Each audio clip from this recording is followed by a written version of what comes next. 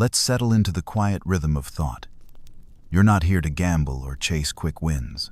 You're here to drift through the elegant architecture of poker strategy, to let your mind explore the gentle patterns that separate beginners from masters. No pressure, no noise, just the soft unfolding of knowledge. We'll start where every journey begins, with the basics, and slowly build toward the sophisticated concepts that make poker beautiful. Breathe deeply. Let the cards become thoughts, and let those thoughts carry you toward rest. Understanding poker begins with the foundation, like learning the alphabet before writing poetry. The hand rankings flow in a natural order, each one more powerful than the last, each one carrying its own rhythm and possibility. At the bottom, we find high card, where your best 5 cards hold no pairs, no connections, just individual strength.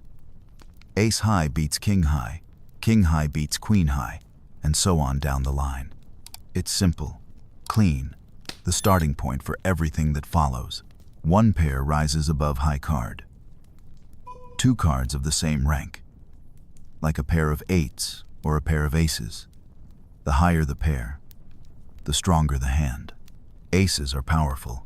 Kings demand respect, but even deuces have their place. When you hold a pair, you've connected with the board in a meaningful way. You have something to build on, something to protect. 2 pair brings more complexity, more possibility. Maybe you start with pocket 9s, and the flop brings a queen and a 4. If the turn delivers another 4, you now hold 9s and 4s. 2 pair. It's a strong hand in many situations, but poker teaches patience. Sometimes 2 pair feels like a monster. Sometimes it's just the second best hand. The key is knowing the difference, feeling the texture of the situation. 3 of a kind. Trips. A set. 3 cards of the same rank. When you hold pocket 7s and another 7 appears on the flop, you've made a set. When the board shows queen, queen, 5, and you hold another queen, you have trips. Both are 3 of a kind, but sets are hidden, disguised, while trips are more obvious to observant opponents. 3 of a kind wins many pots, but poker is about more than just winning. It's about winning the right amount, extracting value when you're ahead, minimizing damage when you're not. A straight connects 5 cards in sequence. 5, 6, 7, 8, 9, ace, 2, 3, 4, 5. The wheel, they call that lowest straight, where the ace plays low. 10, jack, queen, king, ace, forms the Broadway straight, the highest possible. Straights are beautiful hands, linear and logical, but they can be dangerous too. When you hold the low end of a straight, someone else might hold the high end. Poker rewards both aggression and caution, often in the same hand. The flush brings 5 cards of the same suit, hearts or spades or diamonds or clubs. Suit doesn't matter for ranking, only the highest card within the flush. An ace high flush beats a king high flush. A king high flush beats a queen high flush. When you're drawing to a flush, you're hoping for any card of your suit. When you complete it, you often have a strong hand, but not always the best hand. The river can be cruel or kind, and you must be prepared for both. A full house combines 3 of a kind with a pair, 3 queens and 2 5s, 3 aces and 2 kings. Full houses are ranked first by the 3 of a kind portion, then by the pair. Aces full of kings beats kings full of aces. It's a powerful hand, one that wins most pots, but poker teaches humility. Even with a full house, you can sometimes be beaten by a higher full house or 4 of a kind. 4 of a kind, quads, brings 4 cards of the same rank. 4 aces is the highest, 4 deuces the lowest. When you make quads, you're almost always going to win the hand. Almost, because above 4 of a kind sits the straight flush, 5 cards in sequence, all of the same suit. 5, 6, 7, 8, 9 of hearts. 10, Jack, Queen, King, Ace of spades, and at the very top, the royal flush. 10, Jack, Queen, King, Ace, all of the same suit, the best possible hand in poker. Unbeatable. Perfect. Most players will never see one in their lifetime. It exists more as a concept than a reality. A reminder that poker holds infinite possibility within its finite structure. But hand rankings are just the beginning, like learning notes before music. Position at the poker table matters more than most beginners realize. Where you sit determines when you act, and when you act shapes everything else. Information flows in one direction around the table, and being last to act means having the most information. Being first to act means making decisions in darkness. Early position sits close to the dealer's left, first to act on most betting rounds. Under the gun, the very first seat, carries the most responsibility and the least information. When you're under the gun, you don't know what anyone else will do. Will they fold? Will they call? Will they raise? You act in uncertainty, and that uncertainty demands respect. In early position, you play tight, disciplined, strong hands only. Pocket pairs from 8s and up. Big suited aces. Broadway cards that can make big straights. Middle position opens up slightly. You see a few players fold. You gain a little information. You can expand your range just a touch. Suited connectors become playable. Smaller pocket pairs find their place. But behind you, danger still lurks. The cutoff, the button, the blinds, all waiting to see what you'll do. All ready to respond with information you don't have. Late position changes everything. The cutoff sits one seat to the right of the button. The button is the dealer position. Last to act on every betting round except pre-flop. These seats hold power because they hold information. You see what everyone else does first. You can steal blinds when everyone folds. You can apply pressure when you sense weakness. You can control pot size when you're uncertain. The small blind acts first pre-flop, but last post-flop. It's an awkward position, paying half a big blind but getting poor position for the rest of the hand. The big blind pays a full big blind and acts last pre-flop, then first on all subsequent rounds. Both blinds are forced bets, investments made before seeing cards, costs that must be managed with care. Position isn't just about when you act. It's about how you think. In early position, you need strength to open because you'll face resistance from players who have position on you. In late position, you can open wider because you have position on the players who called.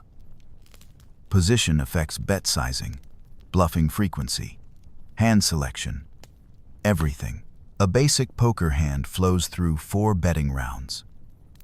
Pre-flop, when everyone has their 2 hole cards but no community cards are visible.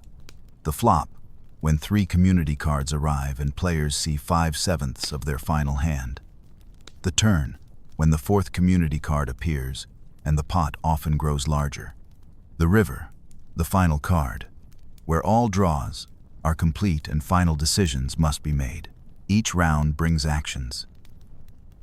Check means declining to bet when no one has bet before you. Bet means putting chips into the pot first. Call means matching a previous bet. Raise means increasing the size of a previous bet. Fold means surrendering your cards and any investment in the pot. These actions seem simple, but their timing and sizing create complex strategies. Pot odds connect mathematics to decision-making. If the pot contains $100 and someone bets $50, you're getting 3-to-1 odds on a call. You need to win this hand 1 time out of 4 to break even. If you have a 25% chance of winning, calling becomes profitable. If you have only a 20% chance, folding saves money in the long run. But pot odds exist in context. Implied odds consider future betting rounds. If you're drawing to a flush and expect to win a large pot when you hit, you might call even when the immediate pot odds seem insufficient. Reverse implied odds work the other way. Sometimes when you hit your hand, you'll still lose to something better, making a call less attractive than pot odds suggest. Cash games and tournaments require different approaches. In cash games, every chip has monetary value. You can rebuy when you lose your stack. Decisions are made based on chip value and immediate pot odds. In tournaments, survival matters. Early chips are worth less than later chips because of the payout structure. Folding becomes more valuable as you approach money positions. The rhythm of poker betting creates its own language. A continuation bet follows up a pre-flop raise with a flop bet, representing strength, whether you improved or not. A check raise shows strength by checking, inducing a bet, then raising. A float calls one street with a weak hand, planning to take the pot away on a later street. These patterns form the vocabulary of poker action. Understanding comes slowly, like learning to read. First the letters, then the words, then the sentences, finally the stories. In poker, first the hand rankings, then the positions, then the betting actions, finally the flowing narrative of a complete session. Each piece builds on the others. Each concept supports the next. And in that gentle building, in that patient accumulation of knowledge, lies the path from beginner to master. The foundation supports everything that follows. These basics, hand rankings and position and betting actions, they're not obstacles to overcome, but tools to embrace. They create structure within chaos, meaning within randomness. Master them with quiet patience. Let them settle into your understanding like stones in still water, and you'll be ready for the deeper currents that lie ahead. Position at the poker table flows like water finding its level, each seat carrying its own rhythm, its own responsibilities, its own quiet power. Understanding position means understanding the heartbeat of poker itself, the way information moves around the table like gentle waves, each player receiving more knowledge as the action unfolds. Where you sit determines not just when you act, but how you think, what hands you play, and how you navigate the complex dance of each betting round. Early position sits in the shadow of uncertainty. Under the gun, the first seat to act after the big blind, carries the heaviest burden. You open your eyes to 2 cards, but the rest of the table remains a mystery. 9 players behind you, each one a question mark, each one capable of folding, calling, or raising. When you're under the gun, every decision echoes through the entire table, and that echo demands respect. In early position, your range must be strong, disciplined, uncompromising. Premium pairs, aces through tens, carry the weight needed to open into the unknown. Ace-king, ace-queen suited. These big cards can handle pressure from any direction. King-queen suited might find its place at a soft table. But hands like ace-10 offsuit, king-jack, even pocket nines often belong in the muck. Not because they're weak hands, but because early position magnifies every risk, turns every marginal spot into a potential disaster. When you open from under the gun with ace-queen suited, you're making a statement. You're saying this hand can handle whatever comes next. The cutoff calls, everyone else folds, and now you're heads up, out of position, with a hand that needs to be played with care. The flop comes king-7 deuce, rainbow. You didn't connect, but your hand still holds value, still tells a story. You check, they check behind. The turn brings an ace, top pair, and now you lead for half pot. They call. The river king creates 2 pair for you, but also completes their potential holdings. You check, they bet small. And you pause. This is where thoughtful poker lives. In these quiet moments between action and decision, they could have 2 pair. They could have missed entirely. But the story they're telling through their betting remains unclear. You call because the price is right and the board suggests weakness, and they show Jack-10, 1 pair that couldn't handle pressure. You win not through strength but through structure, through the patient discipline that early position demands. The lesson sits quietly in that hand. Early position doesn't reward doing more, it rewards doing better. You win by playing fewer hands with greater precision. by choosing strength over speculation, by accepting that position will always matter more than hoping for lucky flops. Middle position opens the door just slightly, letting in a breath of fresh air while maintaining the discipline that keeps you profitable. You're not first to act anymore, but you're far from last. A few players have folded, giving you information, but behind you still lurk the cutoff, the button, the blinds, each one waiting to see what you'll do before they decide their own action. Your range can expand here, but expansion doesn't mean explosion. Pocket nines and eights find their place now. Ace-Jack suited becomes playable. Suited connectors like 9, 8, or 10-9 bring the possibility of disguised strength. But even in middle position, awareness never sleeps. Behind you sit players with better position, more information, greater leverage. Each hand you choose to play must account for their presence, their ability to squeeze you out or put you in difficult spots. Imagine you're in the hijack, one seat before the cutoff, holding pocket nines. The table has been relatively tight, and you sense an opportunity to build a pot with a decent holding. You raise to 2.5 times the big blind, standard sizing that doesn't give away strength or weakness. The button calls, everyone else folds, and you see a flop of Jack 7-4. All different suits. You have an underpair to the Jack, but the board is dry, disconnected, unlikely to have helped a wide calling range.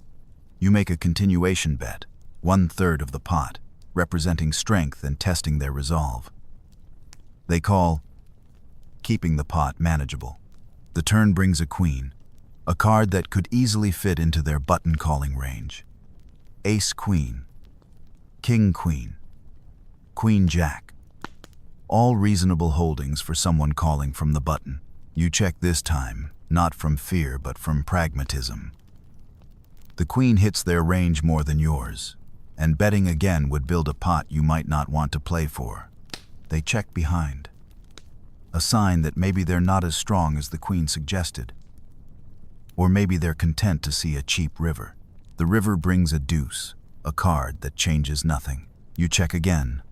They show Ace-10 suited, a hand that floated the flop, hoping to improve, that checked behind the turn because they didn't know where they stood. Your pocket nines were good the entire way, but middle position taught you patience, taught you when to apply pressure and when to exercise control. This is the essence of middle position poker. Not too tight, not too loose, always aware. You open up your range but keep your discipline. You play more hands but play them with purpose. You navigate between the rocks of early position tightness and the hard place of late position pressure, finding balance in awareness. Late position changes everything, transforms the entire poker landscape, shifts the balance of power in your favor. The cutoff and the button represent poker's power seats, positions where information flows freely and pressure can be applied with surgical precision. You see what everyone else does before you act, and that knowledge becomes your edge. In the cutoff, you're still mindful of the button behind you, still aware that one player can act after you post-flop. But you've gained significant leverage over the field. Your range can expand to include suited aces down to Ace-5, Broadway combinations like King, Queen, and Queen-Jack, suited one-gappers like 9, 7, or 8-6. The button remains a consideration. But if the blinds are passive and the button predictable, your world opens up considerably. The button itself holds the ultimate positional advantage. Last to act on every post-flop street, you control pot size, bet timing, pressure application. You can steal blinds when everyone folds.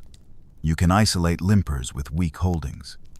You can float continuation bets and take pots away on later streets. The button doesn't make weak hands strong, but it makes playable hands profitable and strong hands devastating. Consider a hand from the button where the hijack opens to 2.5 big blinds. You look down at Jack 9 suited, a hand with potential but far from premium. You could fold. You could call. But position gives you a third option. You 3-bet, not because Jack 9 suited is a monster, but because it plays well post-flop and you can apply immediate pressure from the best possible position. The blinds fold, the hijack calls, and you see a flop of Queen 7-3. All different suits. You didn't connect, but neither did most hands in their calling range. They check to you, the pre-flop aggressor, and you make a small continuation bet. Not because you improved, but because your story makes sense and their range is wide and weak. They call, keeping you honest. The turn brings an ace, a card that fits your 3-betting range perfectly. Ace-queen, ace-king, ace-jack, all reasonable holdings for someone applying pressure from the button. You check this time, not because you're giving up, but because you don't need to overplay your hand. The ace likely helped you more than them, and checking can induce bluffs or keep their weaker holdings in play. The river comes a 5, changing nothing significant. They check again, and now you have a decision. Your Jack-9 suited has only Jack-high, but their checking suggests weakness, and your line suggests strength. A small bet here, just enough to fold out ace-high and pocket pairs below your Jack, might be profitable. They fold, and you win not with cards but with position, not with luck but with leverage. The button doesn't just let you play more hands. It lets you win more pots with hands that would be unplayable elsewhere. Position becomes your secret weapon, your edge over players who focus only on their 2 cards and ignore the power of acting last. The small blind presents a unique challenge, a position that requires special consideration and careful navigation. You're second to act pre-flop, getting a small discount to see the action, but first to act on every post-flop street. This creates an awkward dynamic where you have some pre-flop information but terrible post-flop position, where you've already invested money but face the worst possible spot for the remainder of the hand. Smart small blind play often comes down to 2 primary choices: folding or 3-betting. Calling, while sometimes correct, invites the big blind into the pot and creates multi-way situations where you'll be out of position against multiple opponents. That's rarely a recipe for profit. When the button opens to 2.5 big blinds and you look down at ace-jack suited in the small blind, calling might seem natural. You have a decent hand, you're getting a good price, and you only need the big blind to fold to get heads up. But calling here creates problems. If the big blind comes along, you're out of position in a 3-way pot with a hand that plays poorly in such circumstances. If the big blind folds, you're still out of position against the button, still playing the rest of the hand from the worst possible seat. 3-betting clarifies the situation immediately. You're taking control, defining your range, and putting maximum pressure on both opponents. The big blind, facing a 3-bet with no positional advantage, will fold most of their range. The button, facing aggression from the small blind, knows they'll be out of position if they call and must respect your range. So you 3-bet to 8 big blinds. The big blind folds, and the button calls. The flop comes Queen 5 deuce, not ideal for your ace-jack suited, but your range is strong here.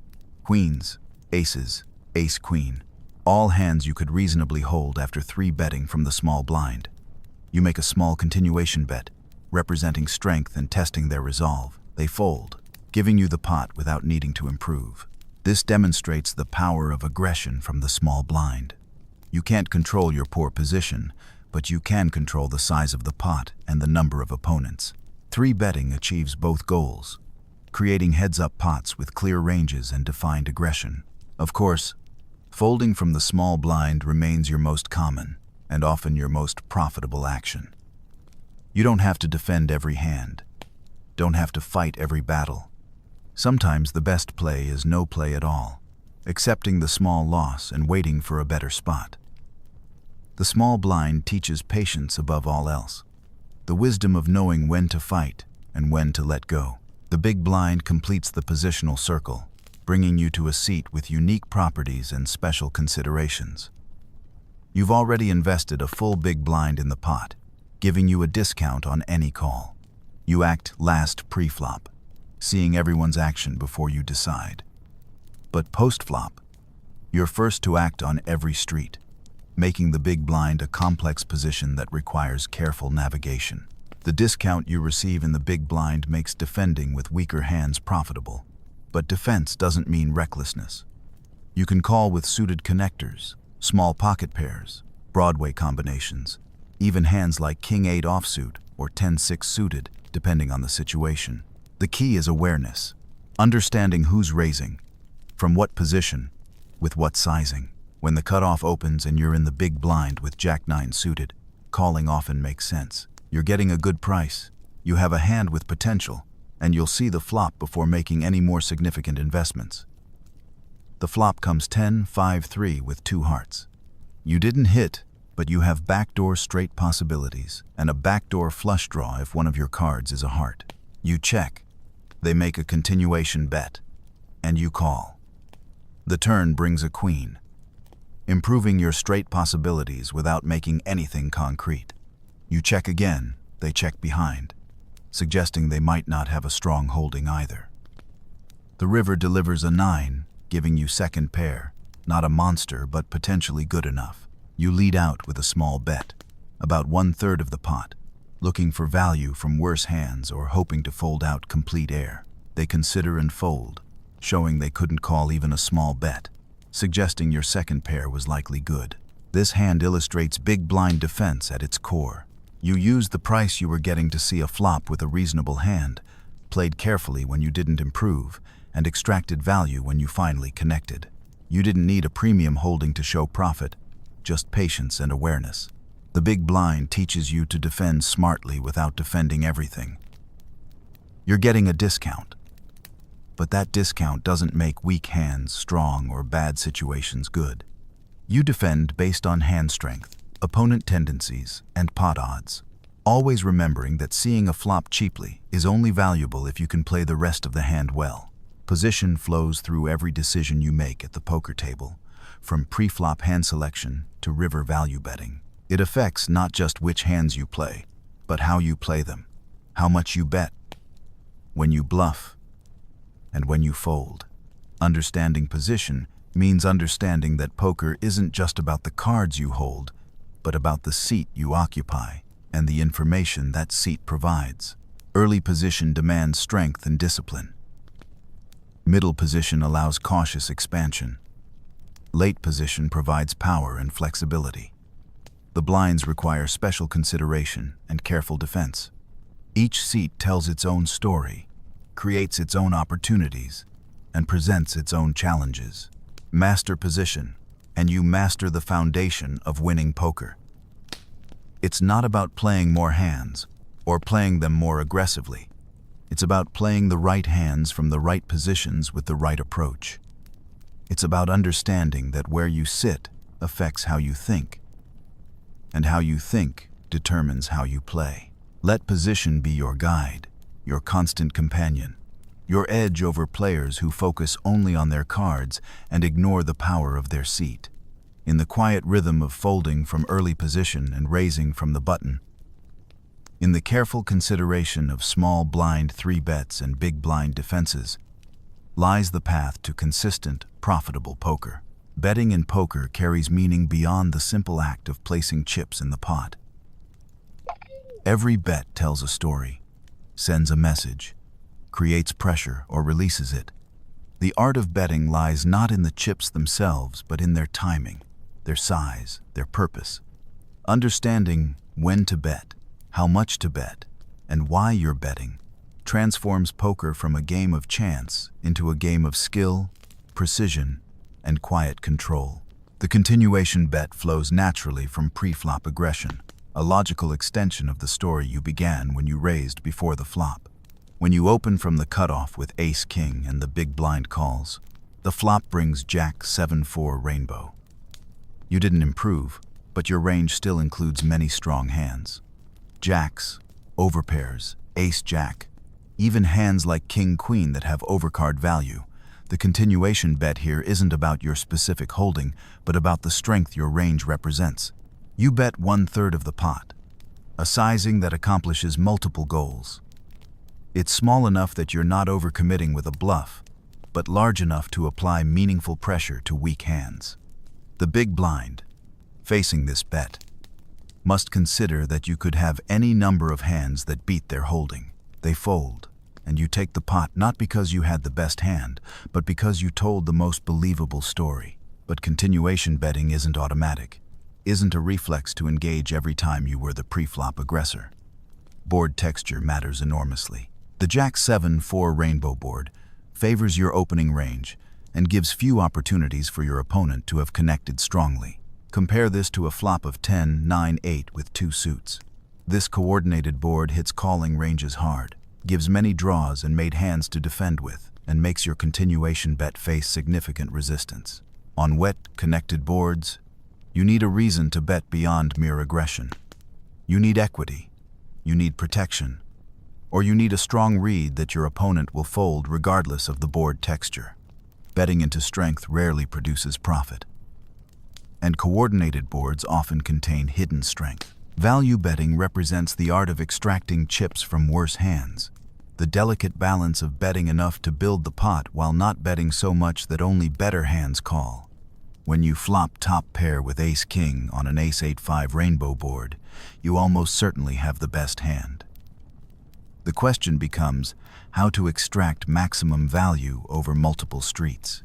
Your continuation bet here serves a different purpose than on the Jack 7-4 board. Now, you're betting for value, hoping to get called by weaker aces, pocket pairs, or even draws. You size larger, perhaps 2/3 of the pot, because you want to build a pot you expect to win while still giving worse hands reasonable odds to continue. The turn brings a deuce, changing little. You bet again, this time sizing based on your opponent's tendencies and the pot size. If they're a calling station who will pay off with any ace, you can bet larger. If they're tight and will only continue with strong hands, you might check and see if they'll bet into you with a bluff or a weaker hand trying to steal. Value betting requires constant adjustment, constant awareness of your opponent's range and tendencies. You're not betting to win the pot immediately. You're betting to maximize your profit when you do win. Sometimes that means betting 3 streets. Sometimes it means checking 1 street to induce action. Sometimes it means betting small to keep weaker hands in play. The river decision crystallizes value betting complexity. You've bet the flop and turn with top pair, and the river brings a blank. Do you bet again? The answer depends on your opponent's range, their calling frequency, and your read on their likely holdings. If they've called 2 streets, they probably have something, and a reasonable river bet might get called by worse hands more often than it gets called by better ones. Bluffing transforms poker from a game of cards into a game of stories, psychology, and pressure.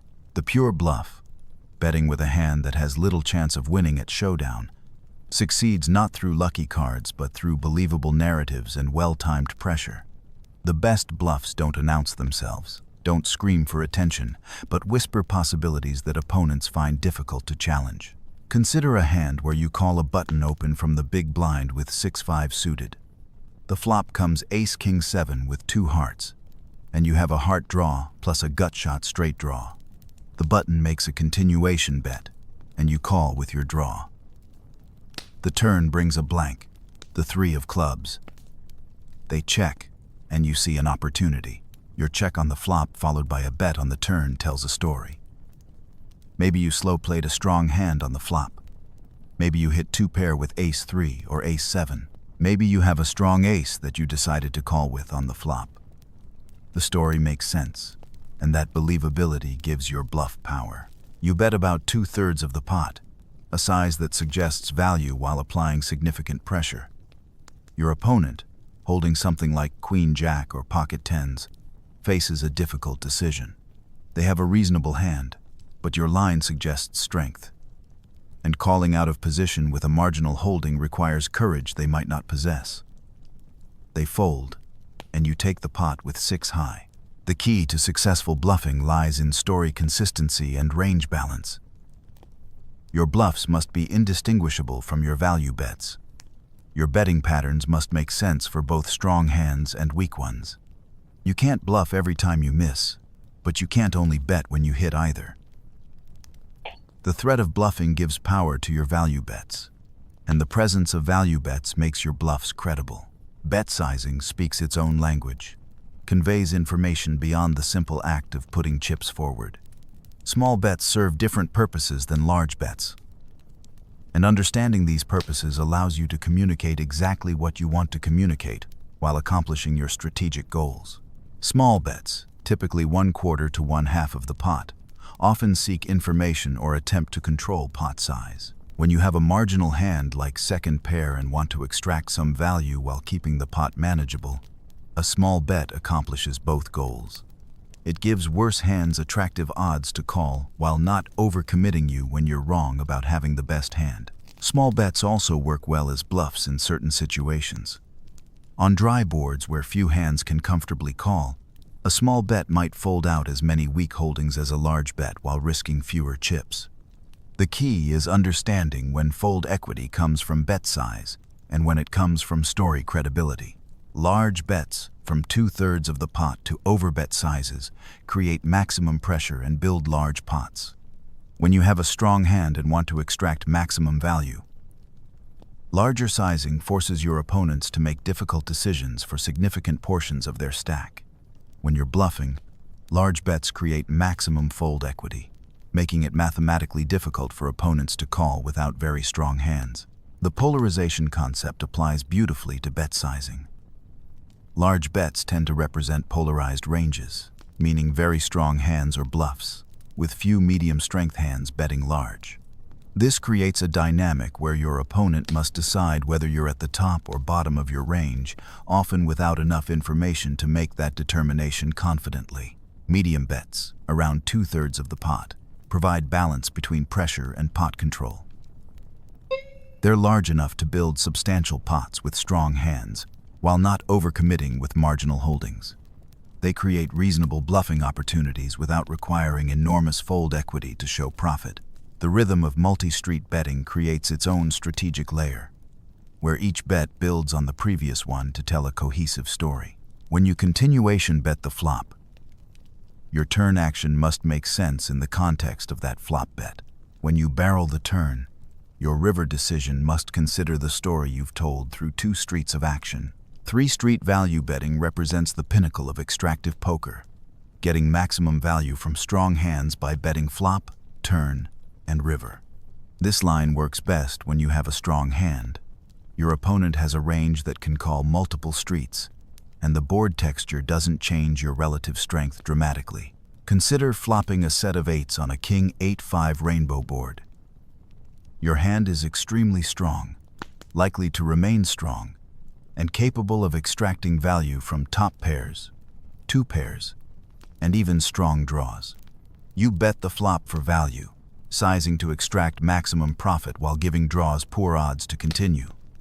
The turn brings a jack, potentially helping some hands but not changing your relative strength significantly. You bet again, perhaps sizing larger to build the pot and charge draws. Your opponent calls again, and the river brings a blank deuce. Your opponent has called 2 streets, suggesting reasonable strength. But your set should beat most hands that take this line. A reasonably sized river bet should get called by worse hands more often than it gets called by better ones. The 3-barrel bluff follows similar principles, but with different intentions. You're telling the story of a strong hand while hoping to get better hands to fold. This requires careful opponent selection, reasonable board textures, and believable sizing throughout all 3 streets. Protection betting addresses the concern of giving free cards to hands that might outdraw you.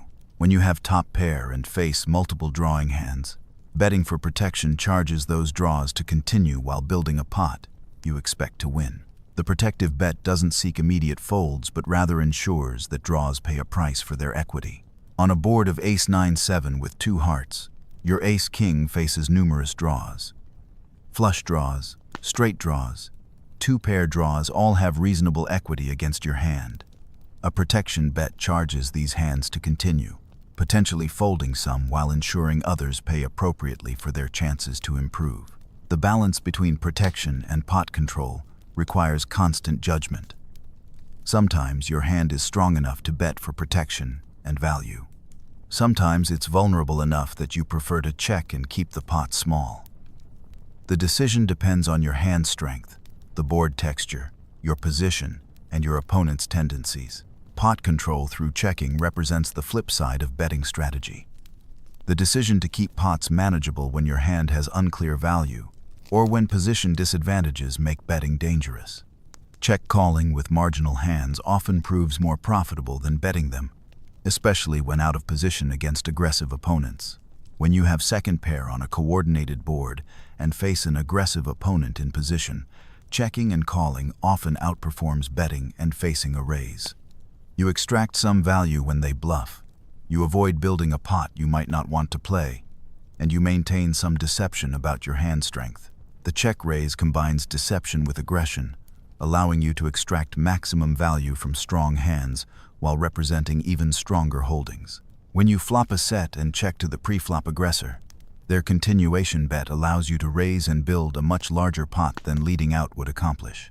Check raising also works as a powerful bluffing tool, particularly on boards where the bettor's range contains many medium-strength hands that can't comfortably call a raise. Your check raise represents exactly the strong hands that would take this line, creating maximum pressure on those medium holdings. Reading betting patterns from opponents provides crucial information for your own decisions. Players who bet large with strong hands but small with medium hands give away enormous information through their sizing tells. Players who never bluff the river can be folded too easily when they bet. Players who always continuation bet can be floated more liberally. The timing of bets also conveys information. Quick bets often indicate either very strong hands or bluffs, while deliberate betting suggests medium-strength hands weighing value. Players who take similar timing with all their decisions provide less information, but demonstrate more sophisticated understanding. Betting frequency tells its own story. Players who bet every flop can be played against more aggressively. Players who only bet strong hands can be given more credit when they show aggression. Understanding these patterns allows you to exploit opponents while protecting yourself from being exploited. The art of betting synthesizes all these concepts into fluid, dynamic decision-making that adapts to each unique situation. You're not following rigid rules, but applying flexible principles. You're not betting predetermined amounts, but sizing based on purpose. You're not bluffing randomly, but selecting spots where bluffs make strategic sense. Every bet carries intention, whether to extract value, apply pressure, gain information, or control pot size. Every sizing choice communicates something about your range and your intentions. Every timing decision provides information to observant opponents. Mastering betting means mastering this entire ecosystem of communication, pressure, and purpose. In the quiet rhythm of small value bets and large bluffs, in the careful balance of protection and pot control, in the patient discipline of checking strong hands and betting weak ones, lies the heart of profitable poker. Betting isn't about the chips you put forward, but about the stories you tell and the pressure you create. Master the language of betting, and you master the conversation that is poker itself.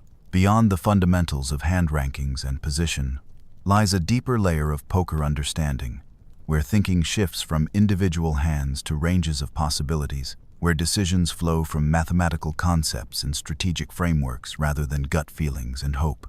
This intermediate territory requires patience to master, but within it lies the difference between recreational players and serious students of the game. Range thinking transforms how you approach every decision at the poker table.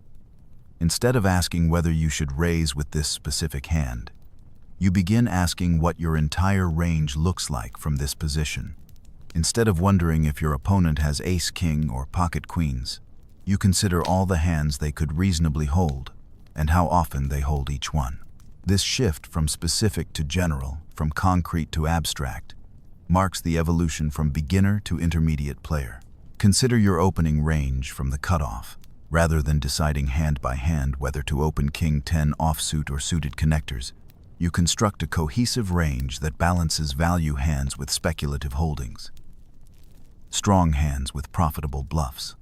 Your range might include all pocket pairs, all suited aces down to ace-5, Broadway combinations like king-queen and queen-jack, suited connectors down to 7-6, and select offsuit hands like ace-jack and king-queen. This range serves multiple purposes. It's wide enough to be profitable from late position, balanced enough to avoid exploitation, and flexible enough to adjust based on table dynamics. When tight players occupy the blinds, you can widen this range. When aggressive three-betters sit behind you, you can tighten it. The range becomes your framework, your starting point for all subsequent decisions.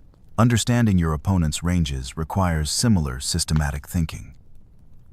When a tight player opens from early position, their range likely includes premium pairs, big suited aces, and strong Broadway hands. When a loose player opens from the button, their range expands dramatically to include suited one-gappers, small pocket pairs, and weaker ace-highs.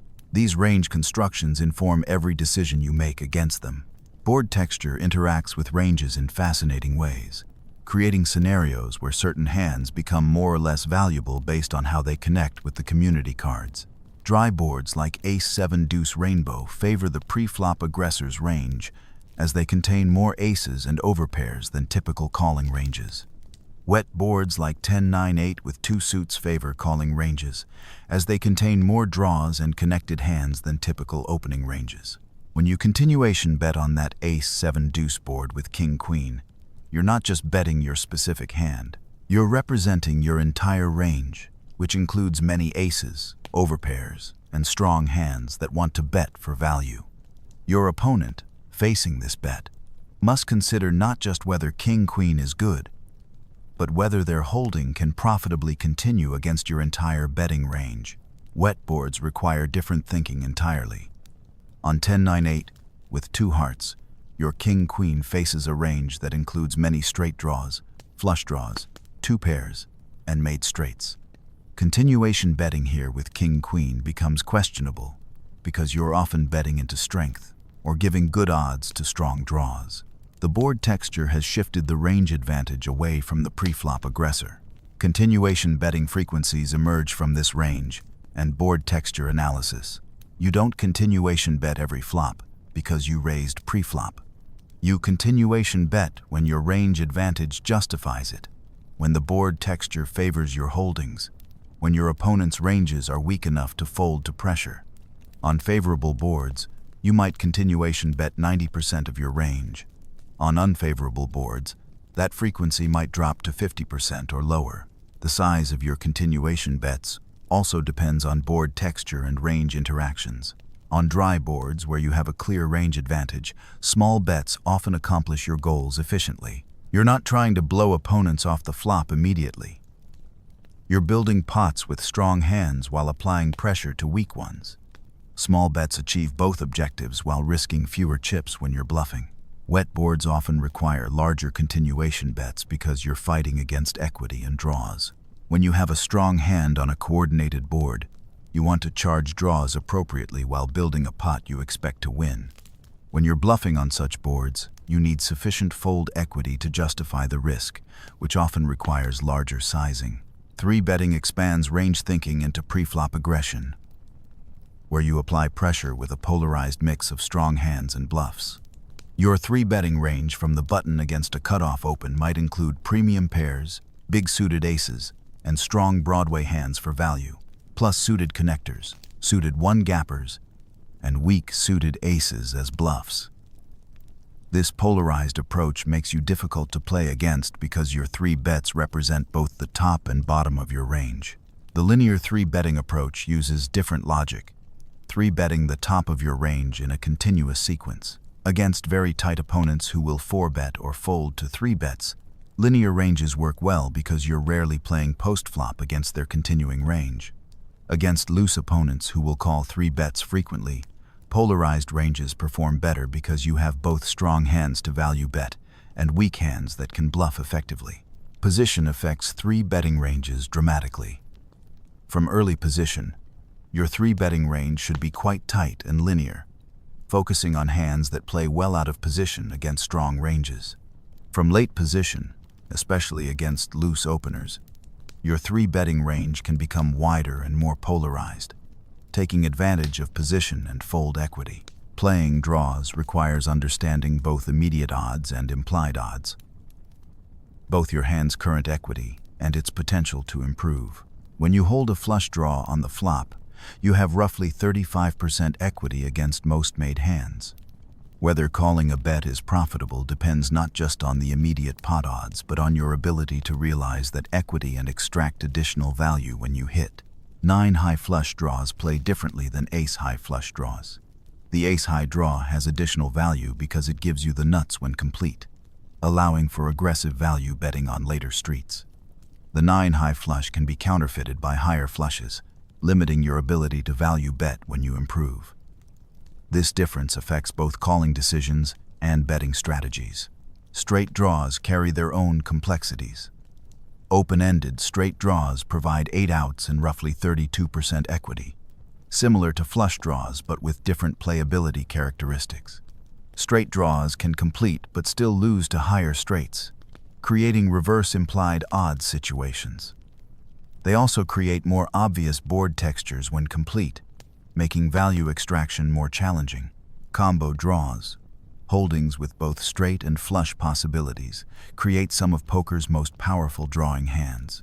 When you hold 9-8 of hearts on a board of 7-6 with 1 heart, you have 14 outs, an open-ended straight draw plus a flush draw. This gives you roughly 54% equity against most made hands, making aggressive play often correct even when you haven't yet improved. The aggression with combo draws often surprises opponents because these hands can profitably bet or raise many flops and turns. You're not just drawing to the nuts. You're often a mathematical favorite against made hands. This allows for creative play, where you apply pressure while holding excellent equity.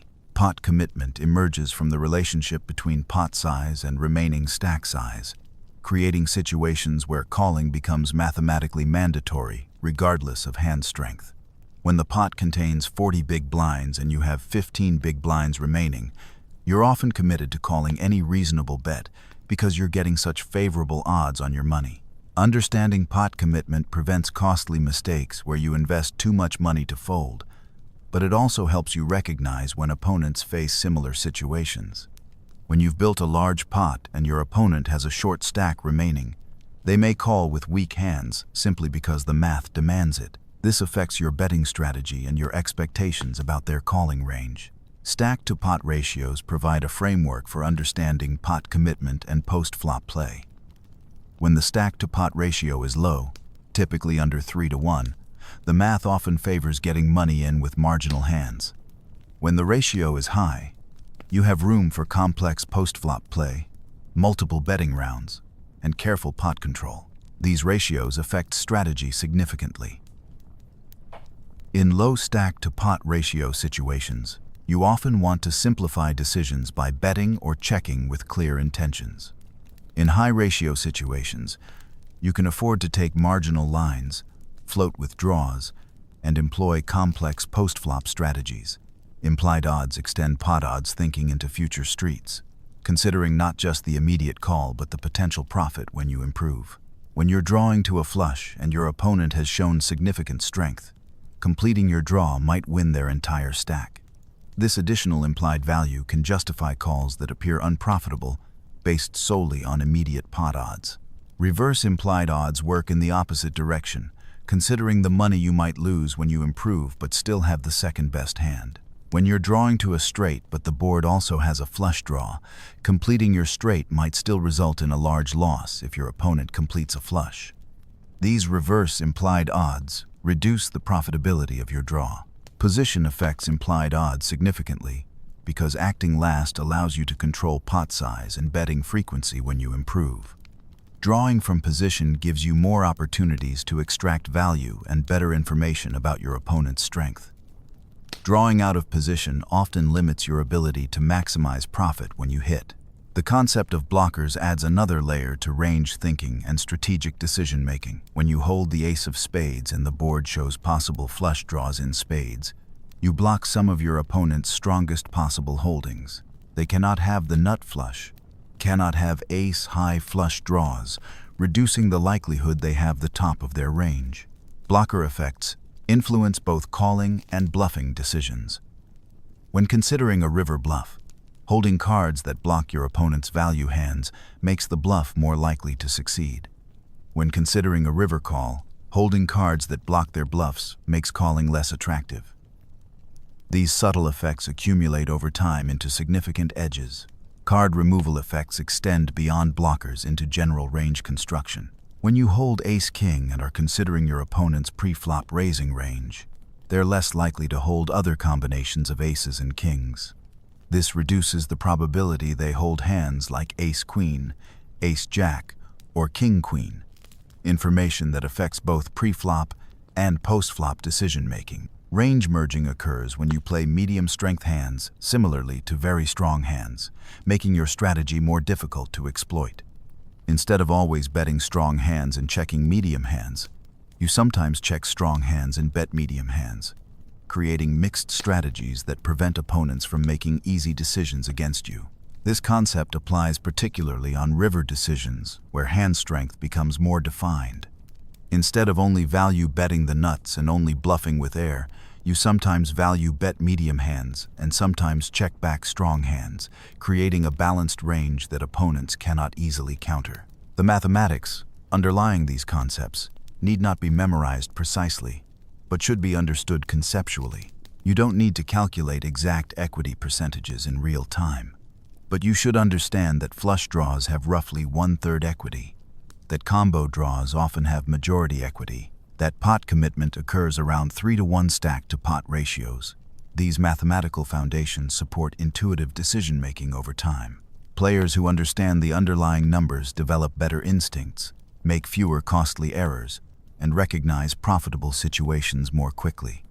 The math becomes internalized, supporting rather than replacing judgment and feel. Balancing these concepts with practical application requires patience and practice. You cannot implement every advanced concept simultaneously without creating decision paralysis. Instead, focus on one concept at a time, perhaps range thinking one session, board texture the next, gradually incorporating each element into your natural decision-making process. The goal isn't to become a perfect computational player, but to understand the logical frameworks that underlie winning poker. These intermediate concepts provide structure for your thinking, organization for your learning, and direction for your improvement. They transform poker from a game of isolated decisions into a coherent strategic system. In the quiet contemplation of ranges and board textures, in the patient calculation of odds and equity, in the thoughtful balance of aggression and caution, lies the path from recreational to serious player. These concepts take time to master, require dedication to implement, but reward that investment with deeper understanding and more consistent results. The mental game separates poker players more decisively than any technical skill, more completely than any strategic knowledge. Two players can understand ranges equally well, can calculate odds with similar precision, can execute strategies with comparable technical proficiency. Yet, one succeeds while the other struggles. The difference lies not in their mind's ability to process information, but in their capacity to maintain emotional equilibrium when that information creates pressure, uncertainty, and stress. Emotional control begins with understanding that poker will test you relentlessly, systematically, without mercy or consideration for your feelings. The game doesn't care about your mortgage payment, or your confidence level, or your need to prove something to someone. It simply presents situation after situation where money and ego hang in the balance, where correct decisions sometimes produce terrible results, where terrible decisions occasionally get rewarded with unexpected success. You'll flop a set and lose to a flush. You'll hold pocket aces and watch them get cracked by 7-deuce offsuit when your opponent catches 2-pair on the river. You'll make the perfect bluff and get called by bottom pair. You'll fold the best hand, call with the worst hand, bet when you should check, and check when you should bet. All of this will happen, often in the same session, sometimes in consecutive hands. The amateur player responds to these inevitable frustrations with anger, with tilt, with the burning desire to force results that aren't naturally forthcoming. They begin playing hands they shouldn't play, betting sizes that don't make sense, chasing losses with increasingly desperate gambles. Their emotional state overrides their technical knowledge, their fear or greed corrupts their judgment, and their session spirals downward. The skilled player experiences the same emotions but manages them differently. They feel the frustration of bad beats, the anxiety of marginal decisions, the disappointment of missed opportunities. But they pause before acting, breathe before deciding, return to their process rather than reacting to their feelings. They understand that emotions are information, not instructions.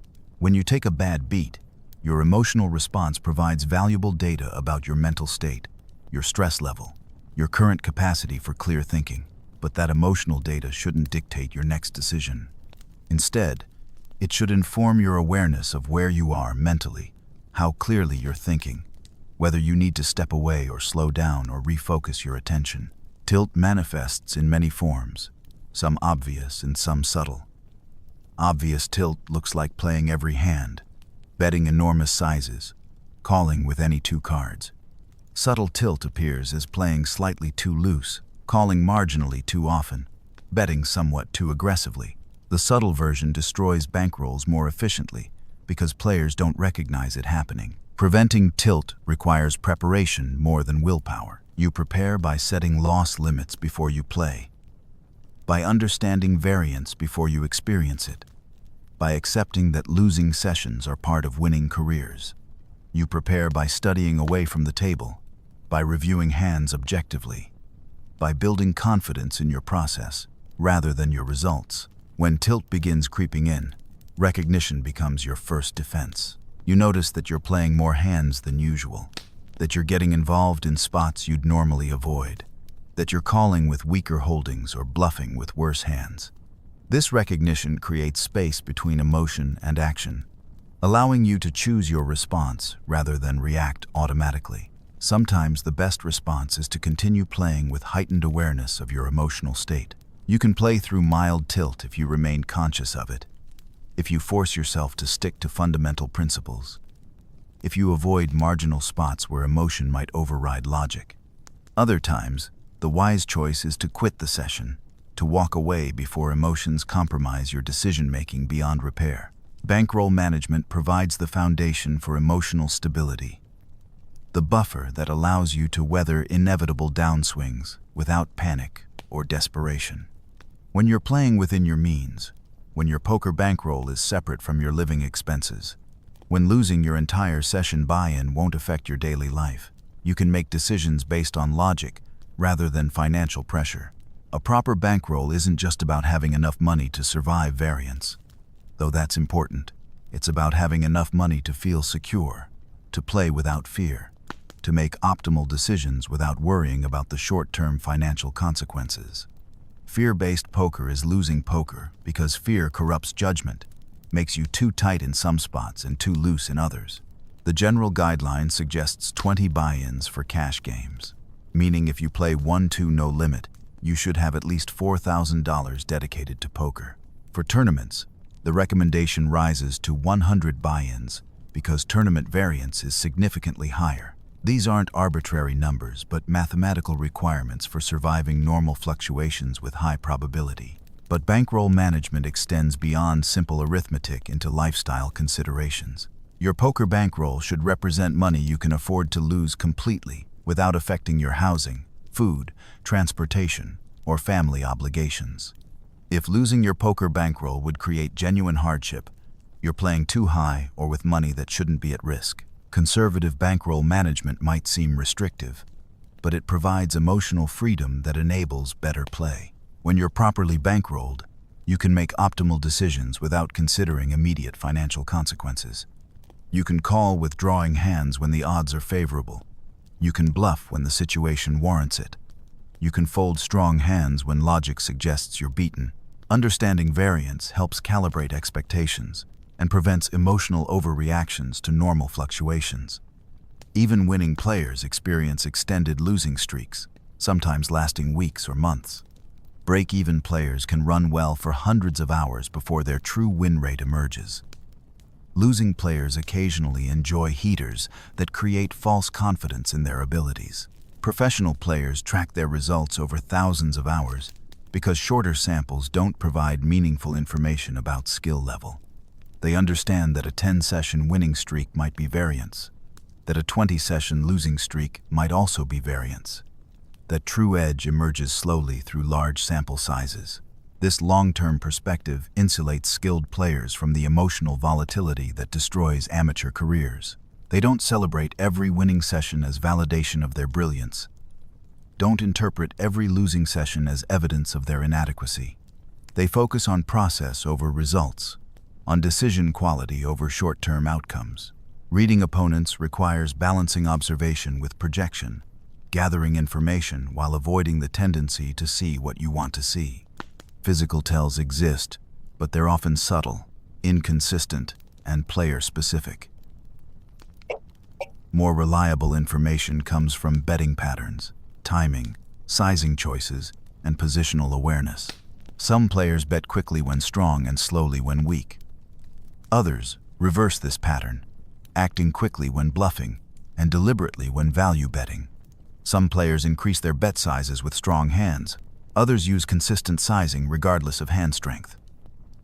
Learning these individual patterns requires careful observation over extended periods. But physical tells shouldn't be ignored entirely.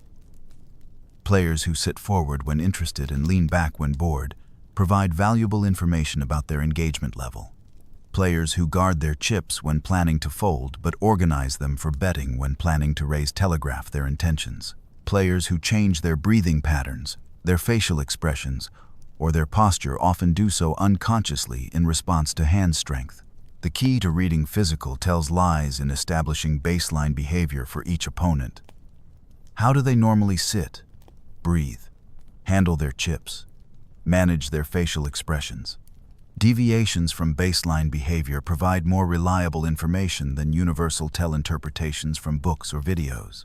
Verbal patterns also convey information, often more reliably than physical tells. Players who talk frequently when weak but become quiet when strong follow a common pattern. Players who ask questions when bluffing but remain silent when value betting provide useful information. Players who use specific phrases or speech patterns in certain situations create exploitable tendencies. But reverse tells exist where sophisticated players deliberately display misleading behaviors. They might act weak when strong or strong when weak, trying to induce incorrect decisions from observant opponents. Learning to distinguish genuine tells from manufactured ones requires experience and careful attention to consistency patterns. Table image management affects how opponents perceive and respond to your actions. If you've been playing tight for 2 hours, your sudden aggression carries more weight than if you've been splashing around in every pot. If you've shown several bluffs recently, your value bets might get called more frequently than usual. Understanding your image allows you to adjust your strategy appropriately. With a tight image, you can bluff more effectively because opponents give you credit for strength. With a loose image, you can value bet thinner because opponents are more likely to call with weaker hands, suspecting you might be bluffing. But image management shouldn't become performance art, where you sacrifice profit to create specific perceptions. Your primary goal remains making optimal decisions in each situation. Image considerations should influence your strategy only when they create meaningful differences in expected value between alternative lines. Patience transforms from virtue into weapon as your poker understanding deepens. Beginning players often struggle with patience because they find folding boring, because they want action and excitement. Advanced players embrace patience because they understand that most poker profit comes from avoiding losses rather than forcing wins. Patient poker means folding marginal hands in marginal spots, waiting for clear advantages before investing significant money. It means passing on questionable bluffs when better opportunities will arise later. It means accepting small losses to avoid large ones, taking modest profits rather than risking everything for maximum value. This patience extends beyond individual hands into session management, bankroll building, and skill development. Rushing your limits before your bankroll supports them creates unnecessary risk. Forcing complex plays before mastering fundamentals leads to expensive mistakes. Expecting immediate results from study and practice creates frustration and poor decision-making. Building confidence through disciplined play creates a positive feedback loop where good decisions reinforce trust in your process which enables better decisions in future difficult spots. Confidence built on results alone remains fragile because results fluctuate with variance. Confidence built on process remains stable through inevitable downswings. Each time you make a difficult fold that proves correct, you strengthen your trust in logical analysis over emotional impulses. Each time you value bet thinly and get called by worse, you reinforce your understanding of opponent tendencies. Each time you execute a well-planned bluff successfully, you gain confidence in your ability to read situations accurately. This process-based confidence allows you to attempt challenging plays without fear of failure, to make optimal decisions without second-guessing yourself, to trust your judgment in marginal spots where perfect information isn't available. You're not confident because you always win. You're confident because you always think clearly. The mental game ultimately transcends poker technique, extending into life skills that serve you well beyond the felt. Learning to manage emotions under pressure, to make decisions with incomplete information, to accept uncontrollable outcomes with equanimity. These abilities transfer into business, relationships, and personal development. Poker teaches patience in a culture of instant gratification, discipline in an environment of constant temptation, objectivity in situations where bias feels natural. It forces you to confront your psychological weaknesses, to acknowledge your emotional blind spots, to develop systems for overcoming human nature's less helpful tendencies. The strongest poker players aren't necessarily the most talented or the most knowledgeable. They're the most honest with themselves, the most disciplined in their approach, the most emotionally resilient under pressure. They've learned that mastering their minds matters more than mastering any individual technique. In the quiet spaces between hands, in the patient discipline of proper folding, in the calm acceptance of inevitable variance, lies the true challenge of poker mastery. Technical skills can be learned from books and videos. Emotional skills must be developed through experience, through failure, through the gradual accumulation of wisdom that comes only from playing the game honestly and thoughtfully over time. Advanced strategy elevates poker from a game of cards to a game of minds, where mathematical precision meets psychological warfare, where theoretical frameworks blend with practical exploitation.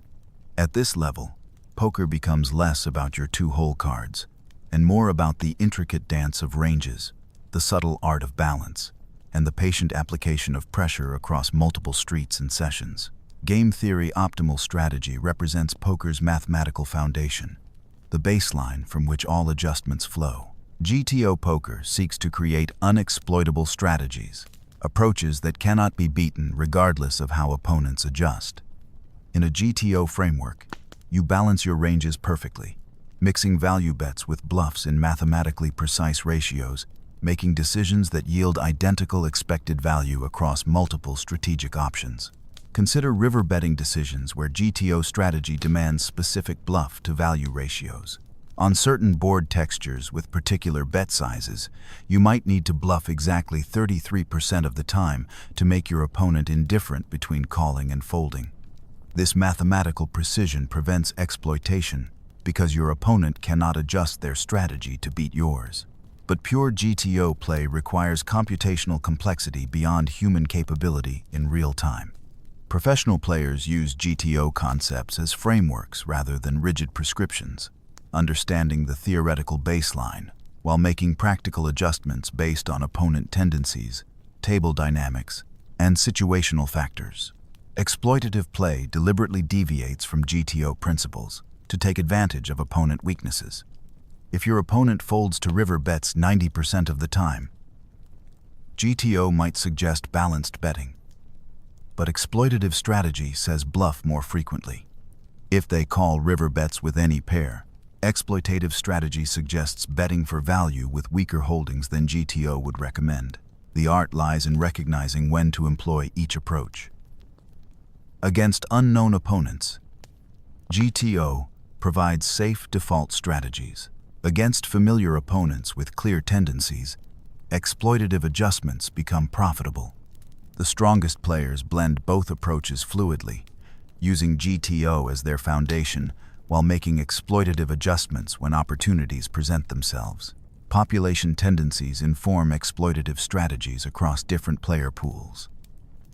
Live low-stakes players tend to call too frequently and bluff too rarely. Online high-stakes players often overfold to aggression, but 3-bet at optimal frequencies. Understanding these population-wide tendencies allows you to make profitable adjustments before you have specific reads on individual opponents. Advanced bluffing transcends simple missed draws and moves into sophisticated concepts like polarization and blockers. Polarization means your betting range consists of very strong hands and bluffs, with few medium-strength hands betting. This creates maximum pressure on opponents, because they must decide whether you're at the top or bottom of your range. River bluffing with polarized ranges works particularly well because opponents holding medium-strength hands face difficult decisions. They beat your bluffs but lose to your value hands, and the polarized structure makes those categories clearly defined. When you bet large on the river, you're essentially saying you have either a very strong hand or a complete bluff. Blocker effects add another layer to bluffing strategy. When you hold the ace of spades and the board shows a possible spade flush, you block some of your opponent's strongest possible holdings. They cannot have the nut flush, making your bluffs more likely to succeed because fewer combinations of strong hands remain in their range. The concept extends beyond obvious examples into subtle applications. When bluffing on paired boards, holding one of the pairing cards reduces your opponent's ability to have trips or full houses. When representing straights, holding cards that complete straights makes those holdings less likely for opponents while maintaining believability for your own range. Multi-way pot strategy requires fundamental adjustments because ranges interact differently when multiple players remain active. In heads-up pots, you're concerned with one opponent's range and how it connects with board textures.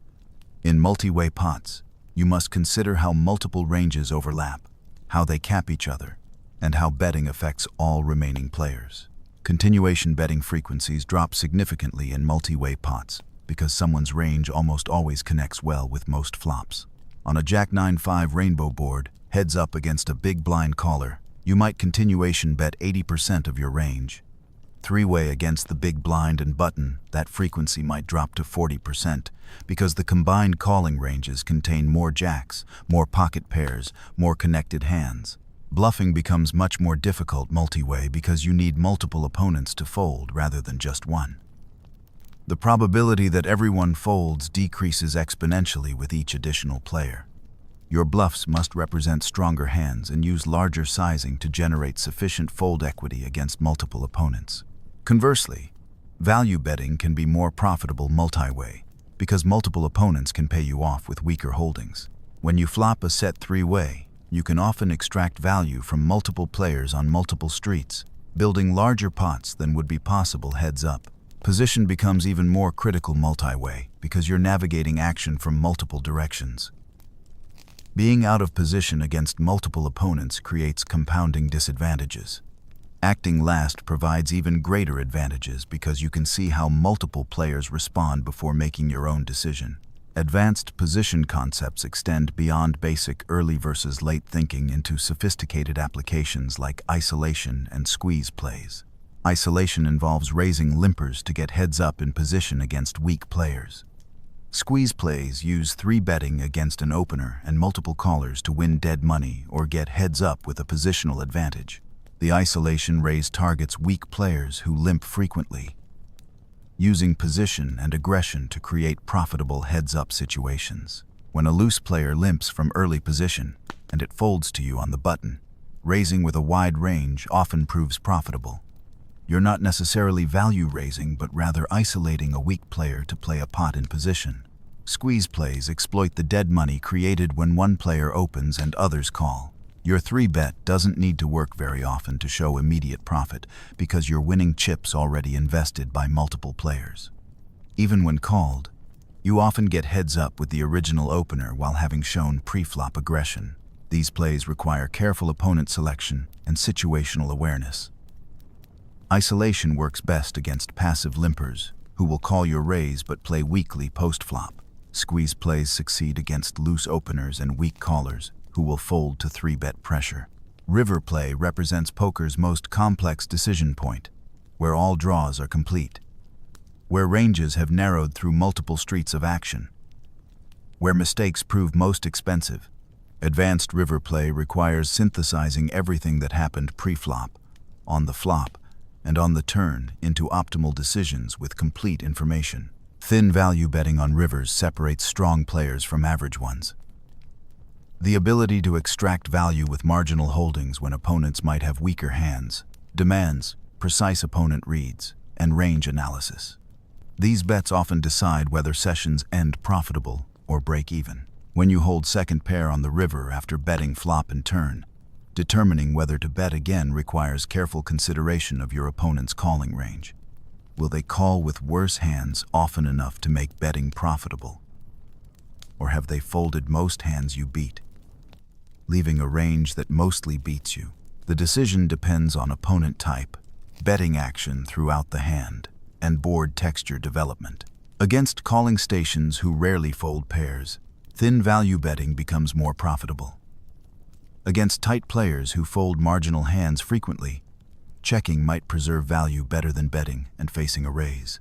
River bluff catching requires similar analytical precision. When opponents bet large on rivers, you must determine whether their range contains enough bluffs to justify calling with marginal hands. This calculation involves understanding their bluffing frequency, the believability of their line, and the mathematical odds you're receiving. Some opponents never bluff rivers, making hero calls with weak hands spew money. Others bluff too frequently, making light calls with modest holdings profitable. Learning to distinguish between these opponent types and adjusting accordingly marks advanced play. ICM considerations in tournament play create profound strategic adjustments that cash game players often struggle to understand. The independent chip model calculates the monetary value of tournament chips based on payout structure and remaining players, revealing that chips lost hurt more than chips won help. Near tournament bubbles, these ICM effects become extreme. Folding pocket tens to a shove might be correct when 21 players remain and 20 get paid, even though the same fold would be terrible in a cash game. The value of survival exceeds the immediate pot odds, because reaching the money has enormous value. Pay jump considerations affect strategy throughout tournament endgames. The difference between finishing 10th and 9th might be $5,000, making certain profitable plays incorrect, because the risk of elimination outweighs the potential chip gain. These calculations require balancing immediate EV against ICM pressure. Final table dynamics intensify these effects further. With millions of dollars separating pay levels, correct strategy often involves extreme tightness, punctuated by precise aggression. When opponents show weakness, the biggest edges come from understanding when others are playing too tight or too loose relative to ICM considerations.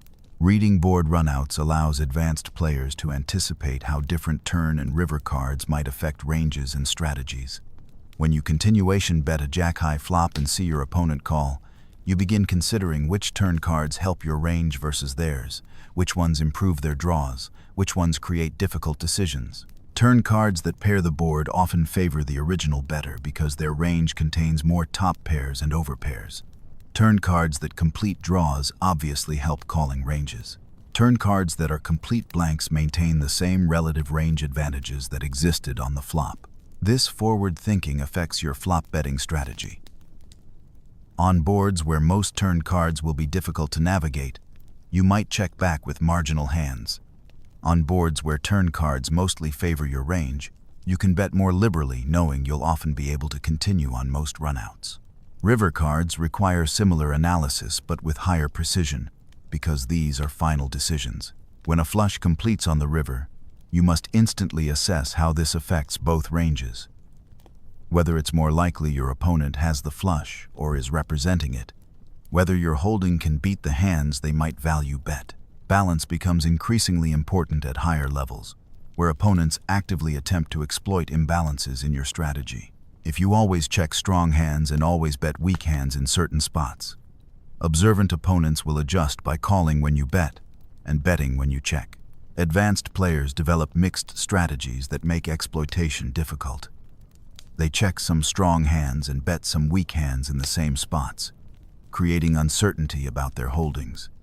They use randomizers or memory-based mixing to ensure their strategies remain balanced over time. The randomization needn't be perfect or mechanical. Professional players often use subtle factors like card colors, suit patterns, or time-based elements to create mixing that appears random to opponents. The goal isn't mathematical perfection, but rather avoiding exploitable patterns. Metagame considerations extend strategy beyond individual hands into the psychological warfare between thinking opponents. How you play certain hands affects how opponents perceive your overall strategy, which influences their future decisions against you. Showing aggressive bluffs might induce more calls on your future value bets. Playing very tight might allow future bluffs to succeed more often. These metagame effects accumulate over time, creating profitable adjustments that extend far beyond immediate hand value. Advanced strategy ultimately represents the synthesis of mathematical precision with psychological insight, theoretical knowledge with practical application.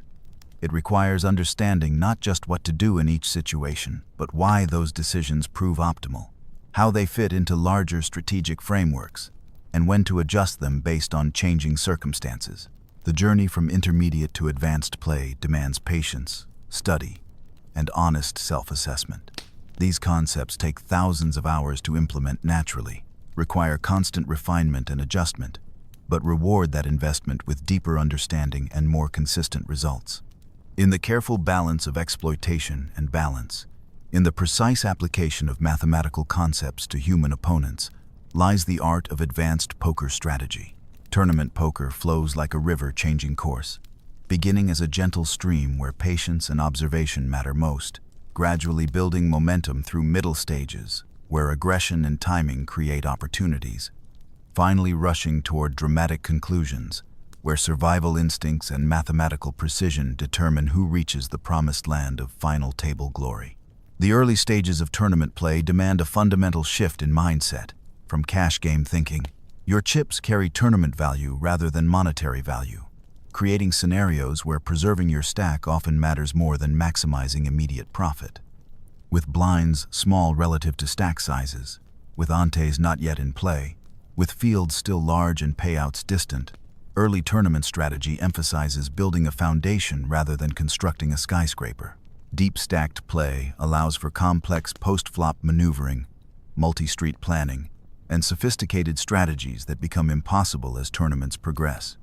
When everyone starts with 100 big blinds or more, you can afford to see flops with speculative hands, to float continuation bets with draws, to invest in situations where implied odds justify marginal immediate odds. Your opening ranges can be relatively wide in early position because you have room to navigate difficult spots, chips to absorb mistakes, and time to wait for better opportunities. Suited connectors increase in value because they can make disguised strong hands that extract maximum value from opponents, holding obvious strength like top pair or overpairs. Small pocket pairs become more attractive because set mining proves profitable with deep stacks and loose play. When you call a raise with pocket fives and flop a set, the effective stacks allow for significant value extraction across multiple streets. The implied odds justify the initial investment, even when you miss the flop most of the time. But early-stage patience doesn't mean passivity. You're actively observing opponents, cataloging their tendencies, identifying the loose players who will pay off your strong hands and the tight players who will fold to your aggression. Information gathering becomes as important as chip accumulation because the players you're studying now will still be at your table as blinds increase and decisions become more critical. Watch for players who continuation bet every flop regardless of board texture. Notice opponents who call pre-flop raises with weak holdings but fold to any post-flop pressure. Identify the aggressive players who will barrel multiple streets with weak hands and the passive players who only bet when they have something strong. These observations inform profitable adjustments throughout the tournament. The early stage also provides opportunities to establish table image without significant risk. Showing a few aggressive bluffs might induce lighter calls on your future value bets. Playing very tight might make your later aggression more believable. These image investments pay dividends as tournament pressure increases, and opponents rely more heavily on their reads of your playing style. Middle stage tournament play transforms the entire dynamic as blinds increase. Antes enter the equation, and stack preservation becomes increasingly important. The comfortable margin for error that existed in early stages begins disappearing, replaced by mounting pressure to accumulate chips before short stack desperation sets in. Ante structure fundamentally changes the mathematics of tournament play. Every hand now costs you money regardless of whether you participate, creating pressure to play more hands while simultaneously making each decision more expensive. The ante creates dead money in every pot, improving the immediate odds for aggressive play while punishing excessive tightness. Your opening ranges must adjust to this new reality. From late position, you can open wider because the dead money in the pot improves your risk-reward ratio. From early position, you might need to tighten slightly because the increased cost of playing out of position compounds when antes increase the overall price of poker. Blind stealing becomes a crucial component of middle stage strategy. When folded to you on the button or cutoff, raising with a wide range often proves profitable simply because you're attacking dead money in the blinds and antes.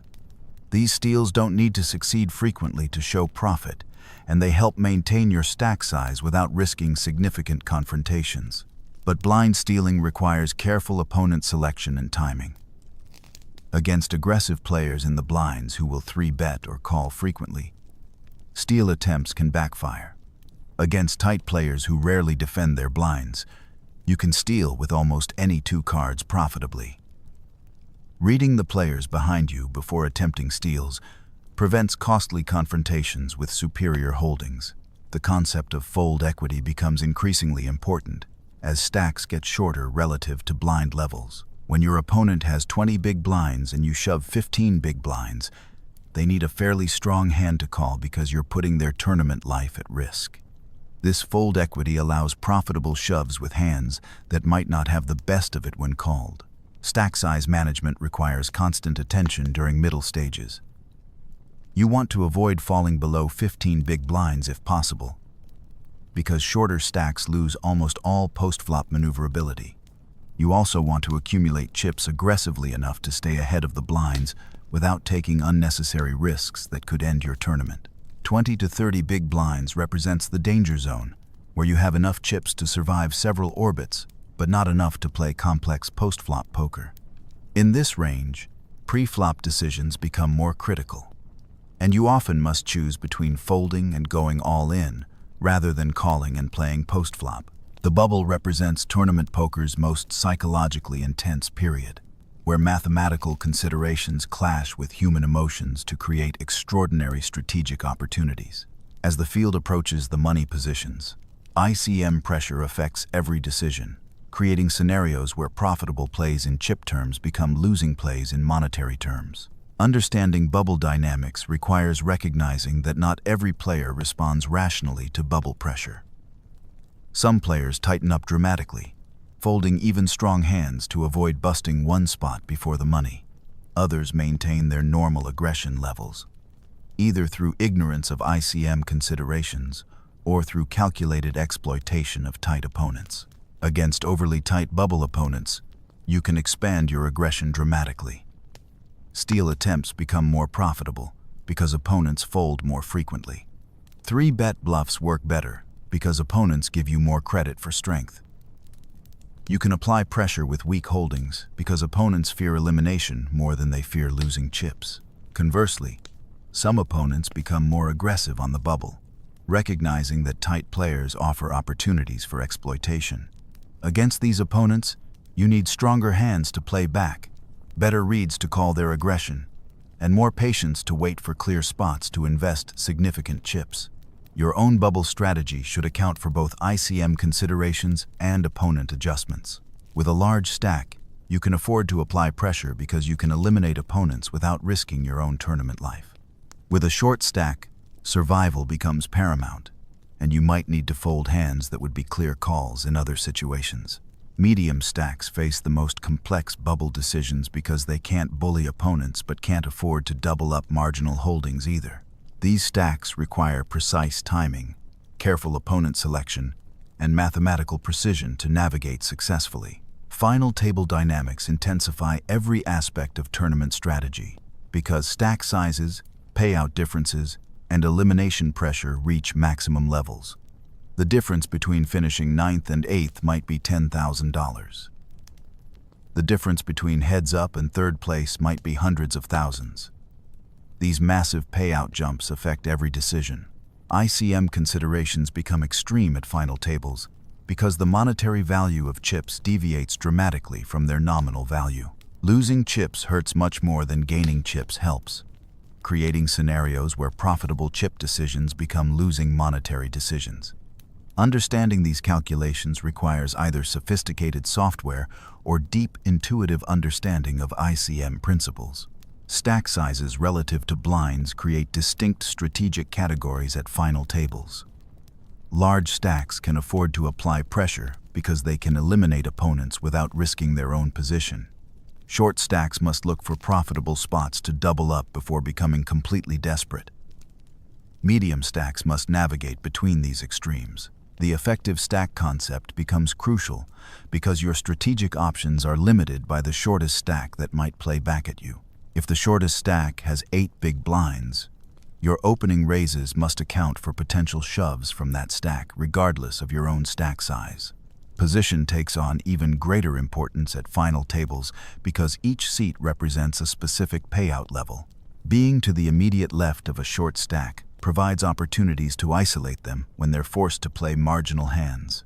Being to the right of a big stack requires more caution because they can apply pressure without fear of elimination. Play often becomes extremely tight as players ladder up through pay jumps, creating opportunities for aggressive players to accumulate chips while others focus on survival.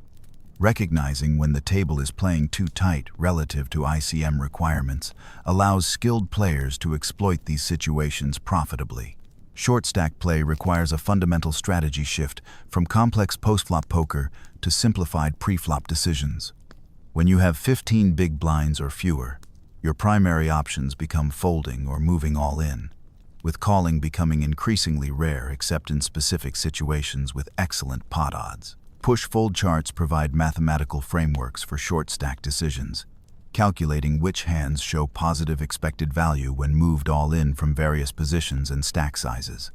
These charts account for fold equity, calling ranges, and heads-up equity to determine optimal shoving ranges. But push-fold charts represent starting points rather than rigid rules. Opponent tendencies, table dynamics, and tournament situations all affect optimal short stack strategy. Against opponents who call too frequently, you need stronger hands to shove profitably. Against opponents who fold too often, you can expand your shoving ranges significantly.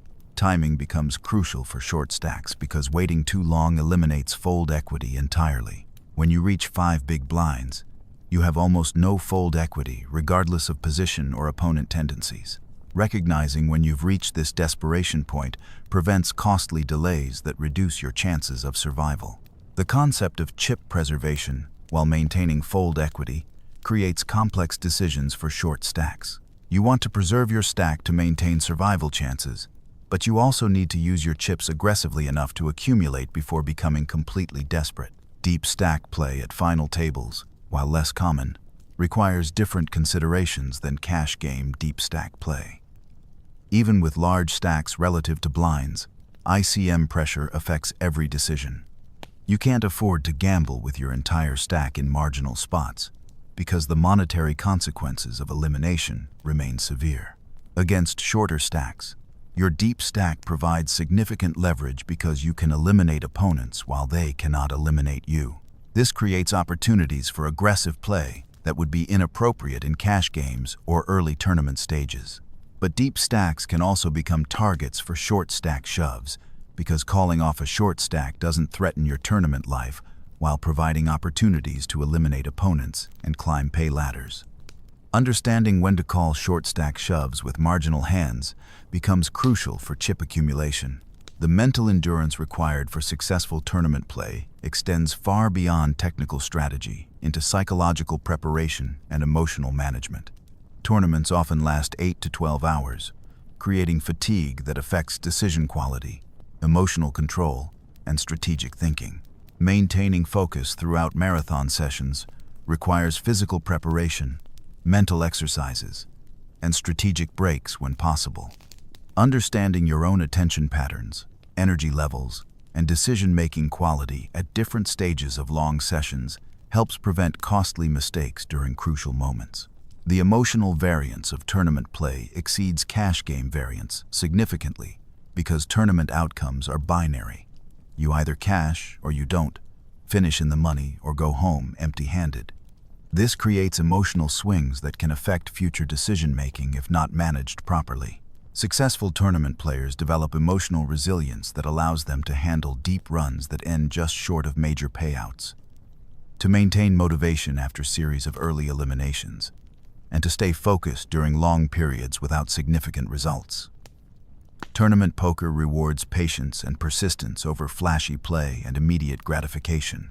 In the patient accumulation of small edges, in the careful navigation of bubble pressure, in the precise application of ICM considerations, lies the path to tournament success. These skills develop slowly through experience, require constant adjustment and refinement, but ultimately transform poker from a card game into a complete test of strategy, psychology, and endurance. Cash game mastery emerges from understanding that every session exists as an independent entity, disconnected from previous results, unaffected by future hopes, purely focused on the decisions available in the present moment. Unlike tournaments where survival and advancement create complex strategic layers, cash games reward consistent decision-making, steady profit accumulation, and the patient discipline to play optimally, regardless of recent results. The fundamental mindset difference between cash games and tournaments shapes every aspect of your approach. In tournaments, you play to survive and advance, accepting that most entries will end in elimination.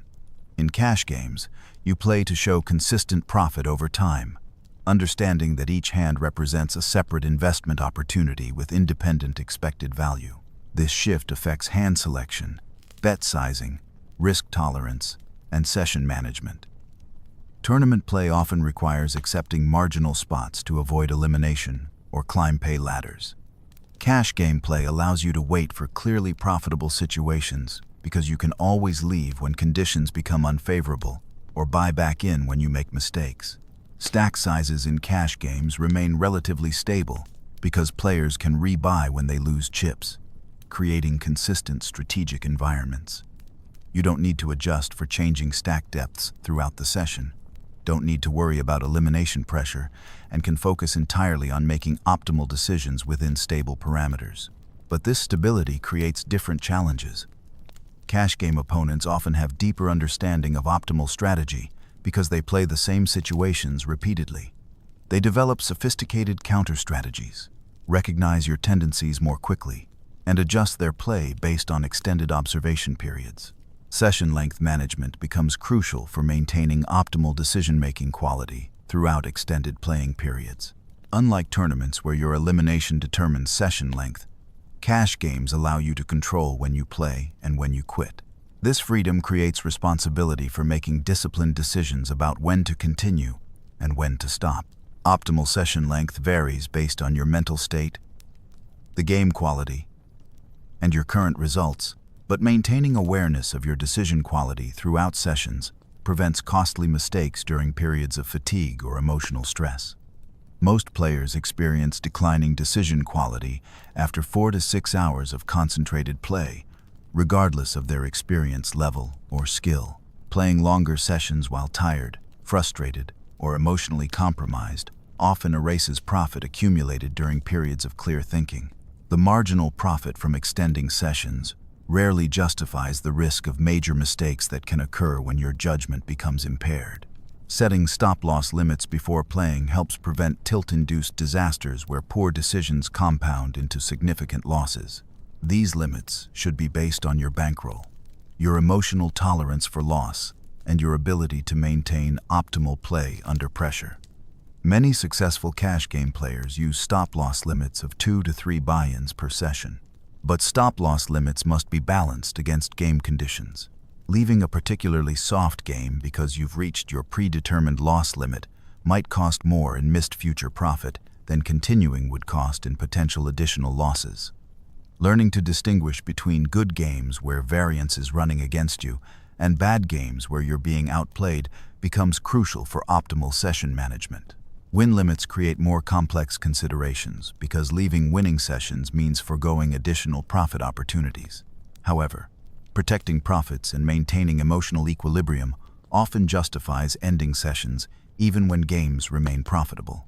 Many players experience declining decision quality when significantly ahead because they become afraid to lose back their winnings. Game selection represents perhaps the most important cash game skill because choosing the right opponents matters more than perfect technical play against tough competition.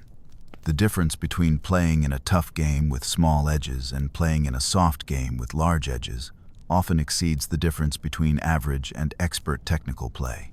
Identifying soft games requires observing opponent tendencies, betting patterns, and decision-making quality.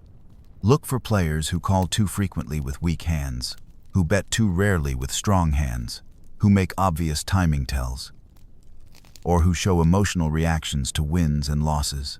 These weaknesses create the profit opportunities that make cash games lucrative. Recreational players often display characteristic patterns that make them profitable opponents. They play too many hands pre-flop, call with weak holdings on multiple streets, rarely bluff effectively, and make emotional decisions based on recent results. Learning to identify these patterns quickly allows you to seek out profitable seating arrangements and game selections. Position selection within cash games affects your profitability significantly because you choose where to sit relative to different opponent types. Ideally, you want aggressive, skilled players to your right, so you act after them and can control pot size and betting frequency. You want loose, weak players to your left, so their money flows toward you when you have strong hands. Moving seats when better positions become available, or when table dynamics change, can improve your hourly win rate substantially. Most card rooms allow seat changes when requested, and online platforms often provide tools for selecting optimal seating arrangements.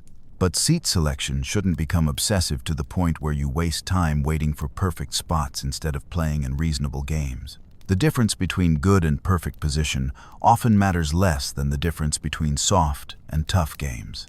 Dealing with aggressive opponents requires specific adjustments because their frequent betting and raising creates different strategic challenges than passive opponents present. Against aggressive players, you need stronger hands to call or raise because they often have legitimate holdings when they show aggression.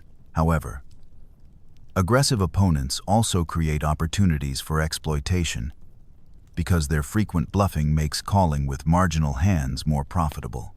Learning to distinguish between aggressive players who bluff too much and aggressive players who maintain proper balance becomes crucial for making optimal adjustments. Tight aggressive opponents represent the most challenging player type because they rarely make major mistakes while maintaining sufficient aggression to prevent easy exploitation.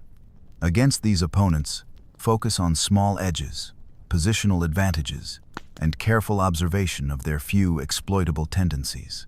Loose, aggressive opponents provide more obvious exploitation opportunities because their wide ranges and frequent aggression create situations where calling with marginal hands becomes profitable.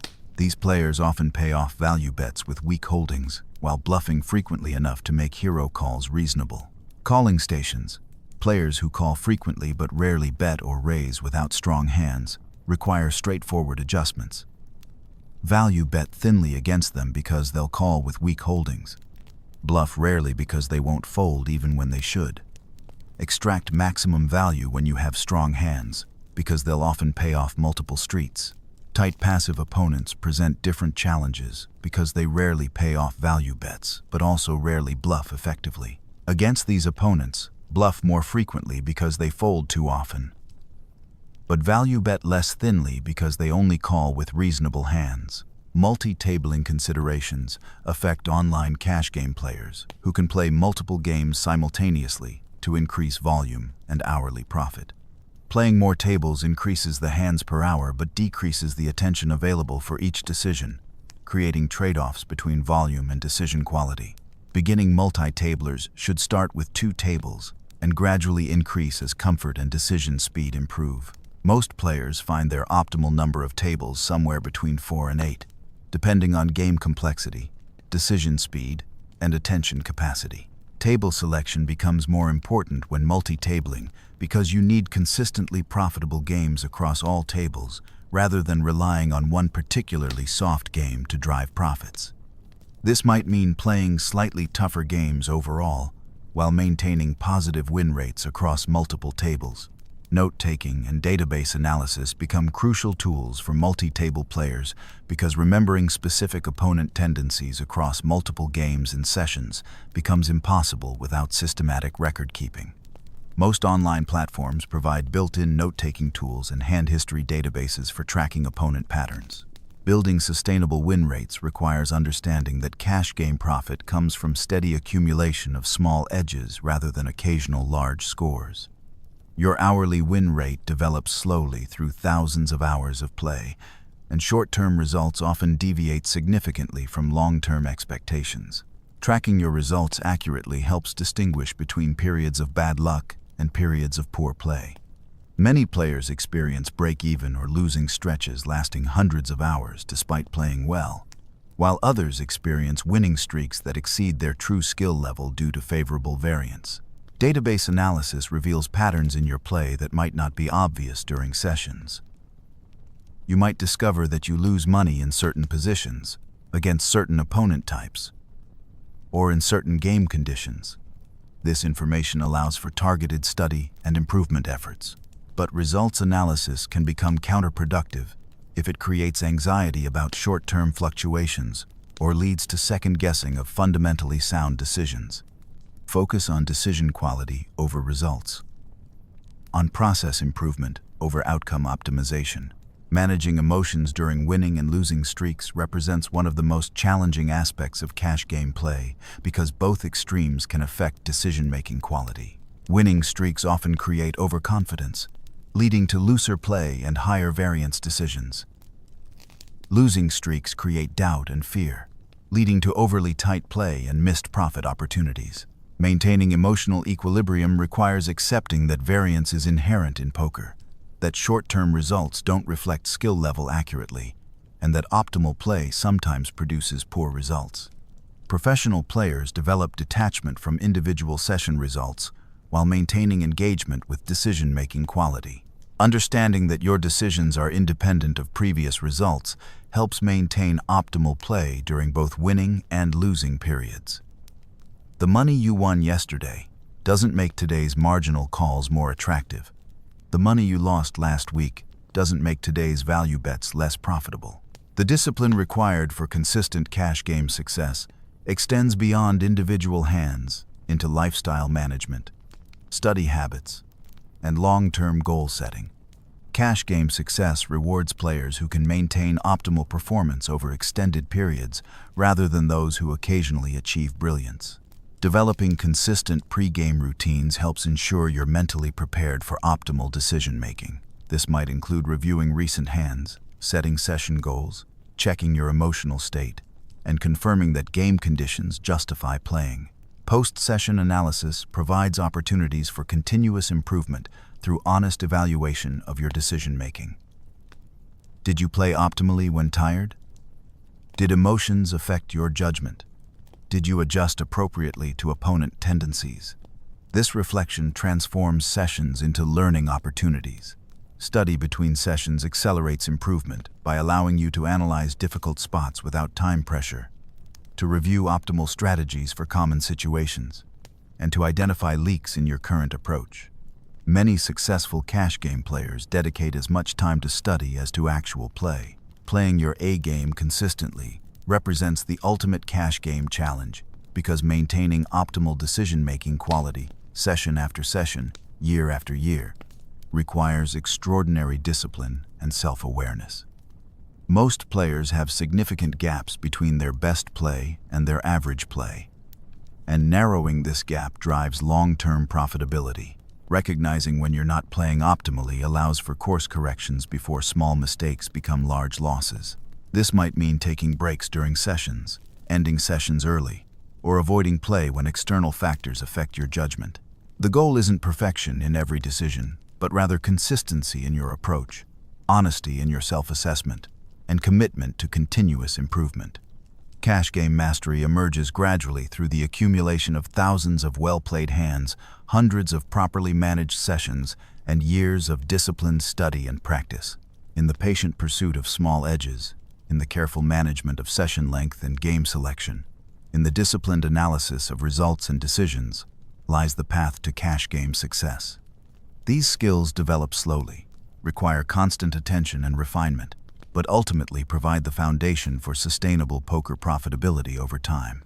The continuous journey of poker improvement mirrors life itself, a path without final destination, where each milestone reveals new horizons, where mastery remains always just beyond reach, inspiring rather than frustrating, challenging rather than defeating. Understanding this endless nature of poker development transforms the game from a skill to be conquered into a practice to be embraced, a lifelong companion that teaches patience, humility, and the quiet satisfaction of incremental progress. Hand review and analysis forms the cornerstone of systematic improvement, the bridge between playing and learning, between experience and understanding. Every significant hand you play contains lessons, some obvious and immediate, others subtle and requiring careful examination away from the pressure of real-time decision-making. The hands that went well teach you to recognize similar profitable situations. The hands that went poorly reveal leaks in your thinking, gaps in your knowledge, or emotional influences on your judgment. The most valuable hands for analysis often aren't the dramatic coolers or the obvious bluffs, but the marginal spots where multiple reasonable actions existed, where small differences in thinking led to different choices, where the outcome hinged on subtle reads or mathematical calculations.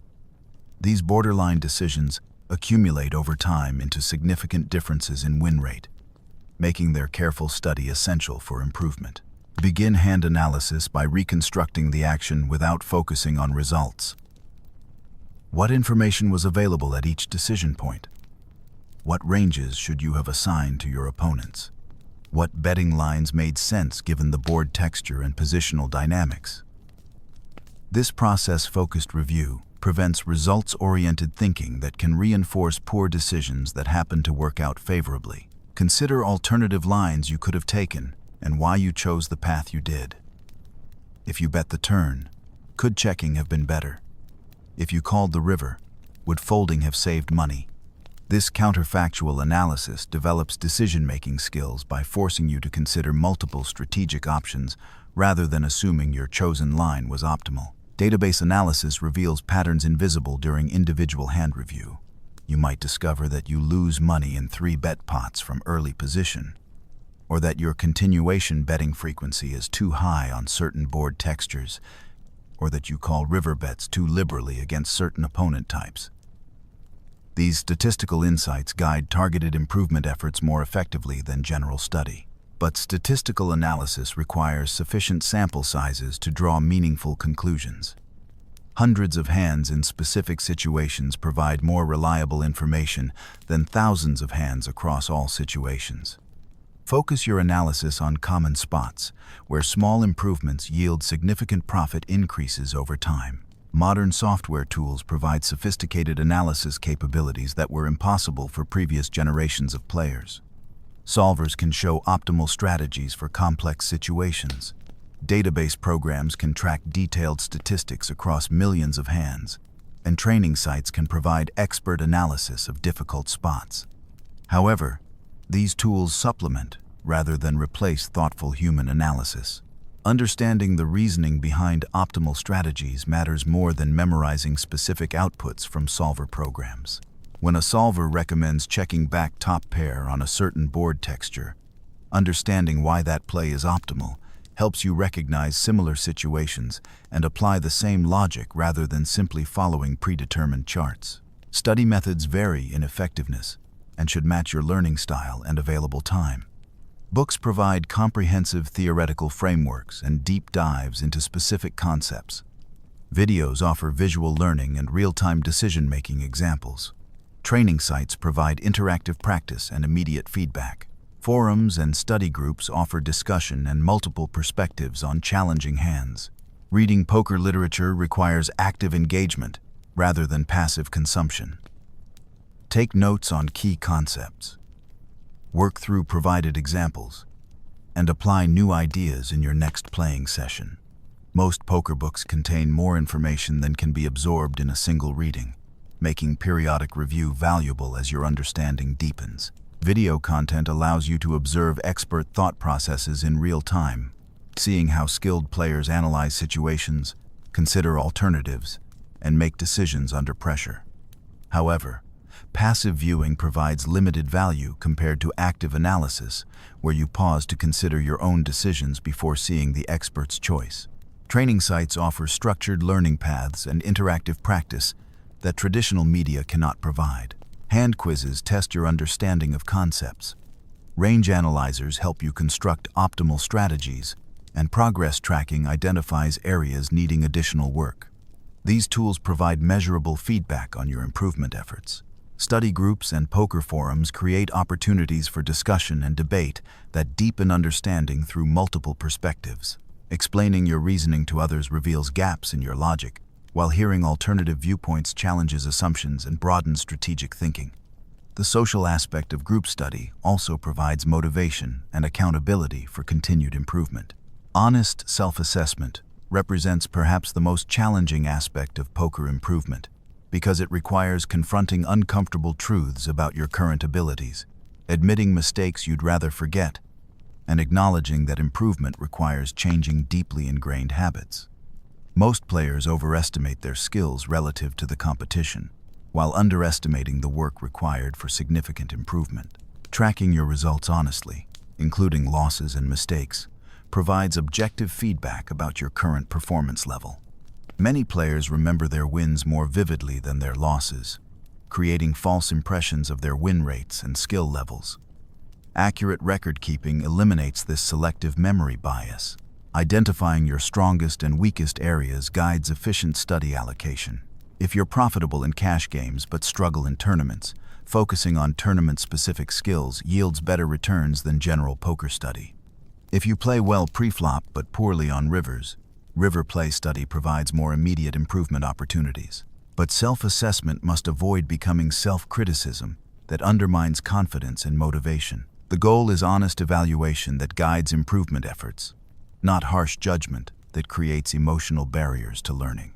Every poker player has weaknesses, and identifying them represents the first step toward addressing them rather than evidence of inadequacy. Seeking feedback from stronger players can provide external perspectives that self-analysis cannot generate.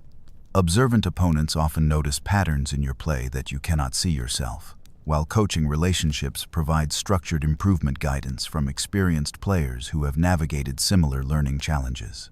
Finding balance between study and play prevents analysis paralysis, while ensuring that theoretical knowledge translates into practical improvement. Pure study without application rarely produces lasting improvement because poker skills develop through practical experience under real pressure. Pure play without analysis often reinforces mistakes and prevents recognition of improvement opportunities. Most successful players dedicate roughly equal time to playing and studying, adjusting this ratio based on their current development needs and available time. Beginning players might benefit from more study to build foundational knowledge, while experienced players might emphasize play to gain experience with advanced concepts. The study-play review cycle creates continuous improvement through the practical application of theoretical knowledge, followed by analysis of results and adjustment of future approach. Each element reinforces the others, creating compound learning effects that exceed the sum of individual efforts. Building a network of poker-minded friends provides support, motivation, and learning opportunities that isolated study cannot match. Discussion with peers reveals different approaches to similar problems, offers accountability for improvement goals, and provides emotional support during inevitable downswings and learning plateaus. Local poker groups, online communities, and training site forums offer various networking opportunities depending on your location and preferences. The key is finding people with similar improvement goals and commitment levels, rather than simply seeking the highest skilled players available. Mentorship relationships, whether formal or informal, can accelerate improvement by providing guidance from players who have successfully navigated the challenges you're currently facing. Mentors offer strategic advice, emotional support, and perspective on the long-term improvement process that books and videos cannot provide. But networking should emphasize mutual benefit rather than one-sided extraction of advice. Contributing to discussions, sharing insights from your own experience, and supporting others' improvement efforts creates valuable relationships that provide long-term benefits beyond immediate learning gains. Staying current with evolving strategies becomes increasingly important as you advance, because poker theory continues developing through computer analysis, changing player pools, and innovative approaches from top players. Strategies that worked well 5 years ago might be outdated or easily exploitable against informed opponents. Following poker media, including training sites, podcasts, and strategy videos, helps you stay informed about current developments without requiring extensive independent research. However, evaluate new ideas critically rather than adopting them immediately, ensuring they fit your current skill level and playing environment.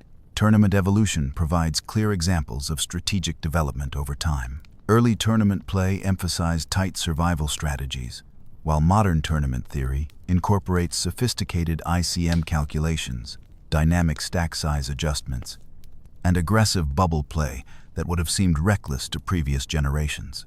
Cash game evolution shows similar patterns, with optimal strategies shifting in response to changing player pools, rake structures, and theoretical understanding. Staying current with these developments prevents your strategy from becoming outdated relative to the improving competition. The patience required for long-term improvement tests every serious player, because poker skills develop slowly through the accumulation of thousands of hands, hundreds of hours of study, and years of practical experience. Progress often feels invisible day to day, while becoming obvious over months and years. Setting realistic improvement timelines prevents frustration and maintains motivation during inevitable plateaus. Beginning players might expect noticeable improvement every few months, while advanced players might work for years to achieve small edge increases in specific situations. Understanding these different improvement rates helps calibrate expectations appropriately. Celebrating incremental progress maintains motivation during long improvement journeys. Recognizing when you make better decisions in previously challenging spots, when you identify opponent tendencies more quickly, or when you maintain emotional control in difficult situations, provides positive reinforcement for continued effort. But improvement isn't always linear or predictable. Sometimes breakthrough understanding emerges suddenly after long periods of gradual progress.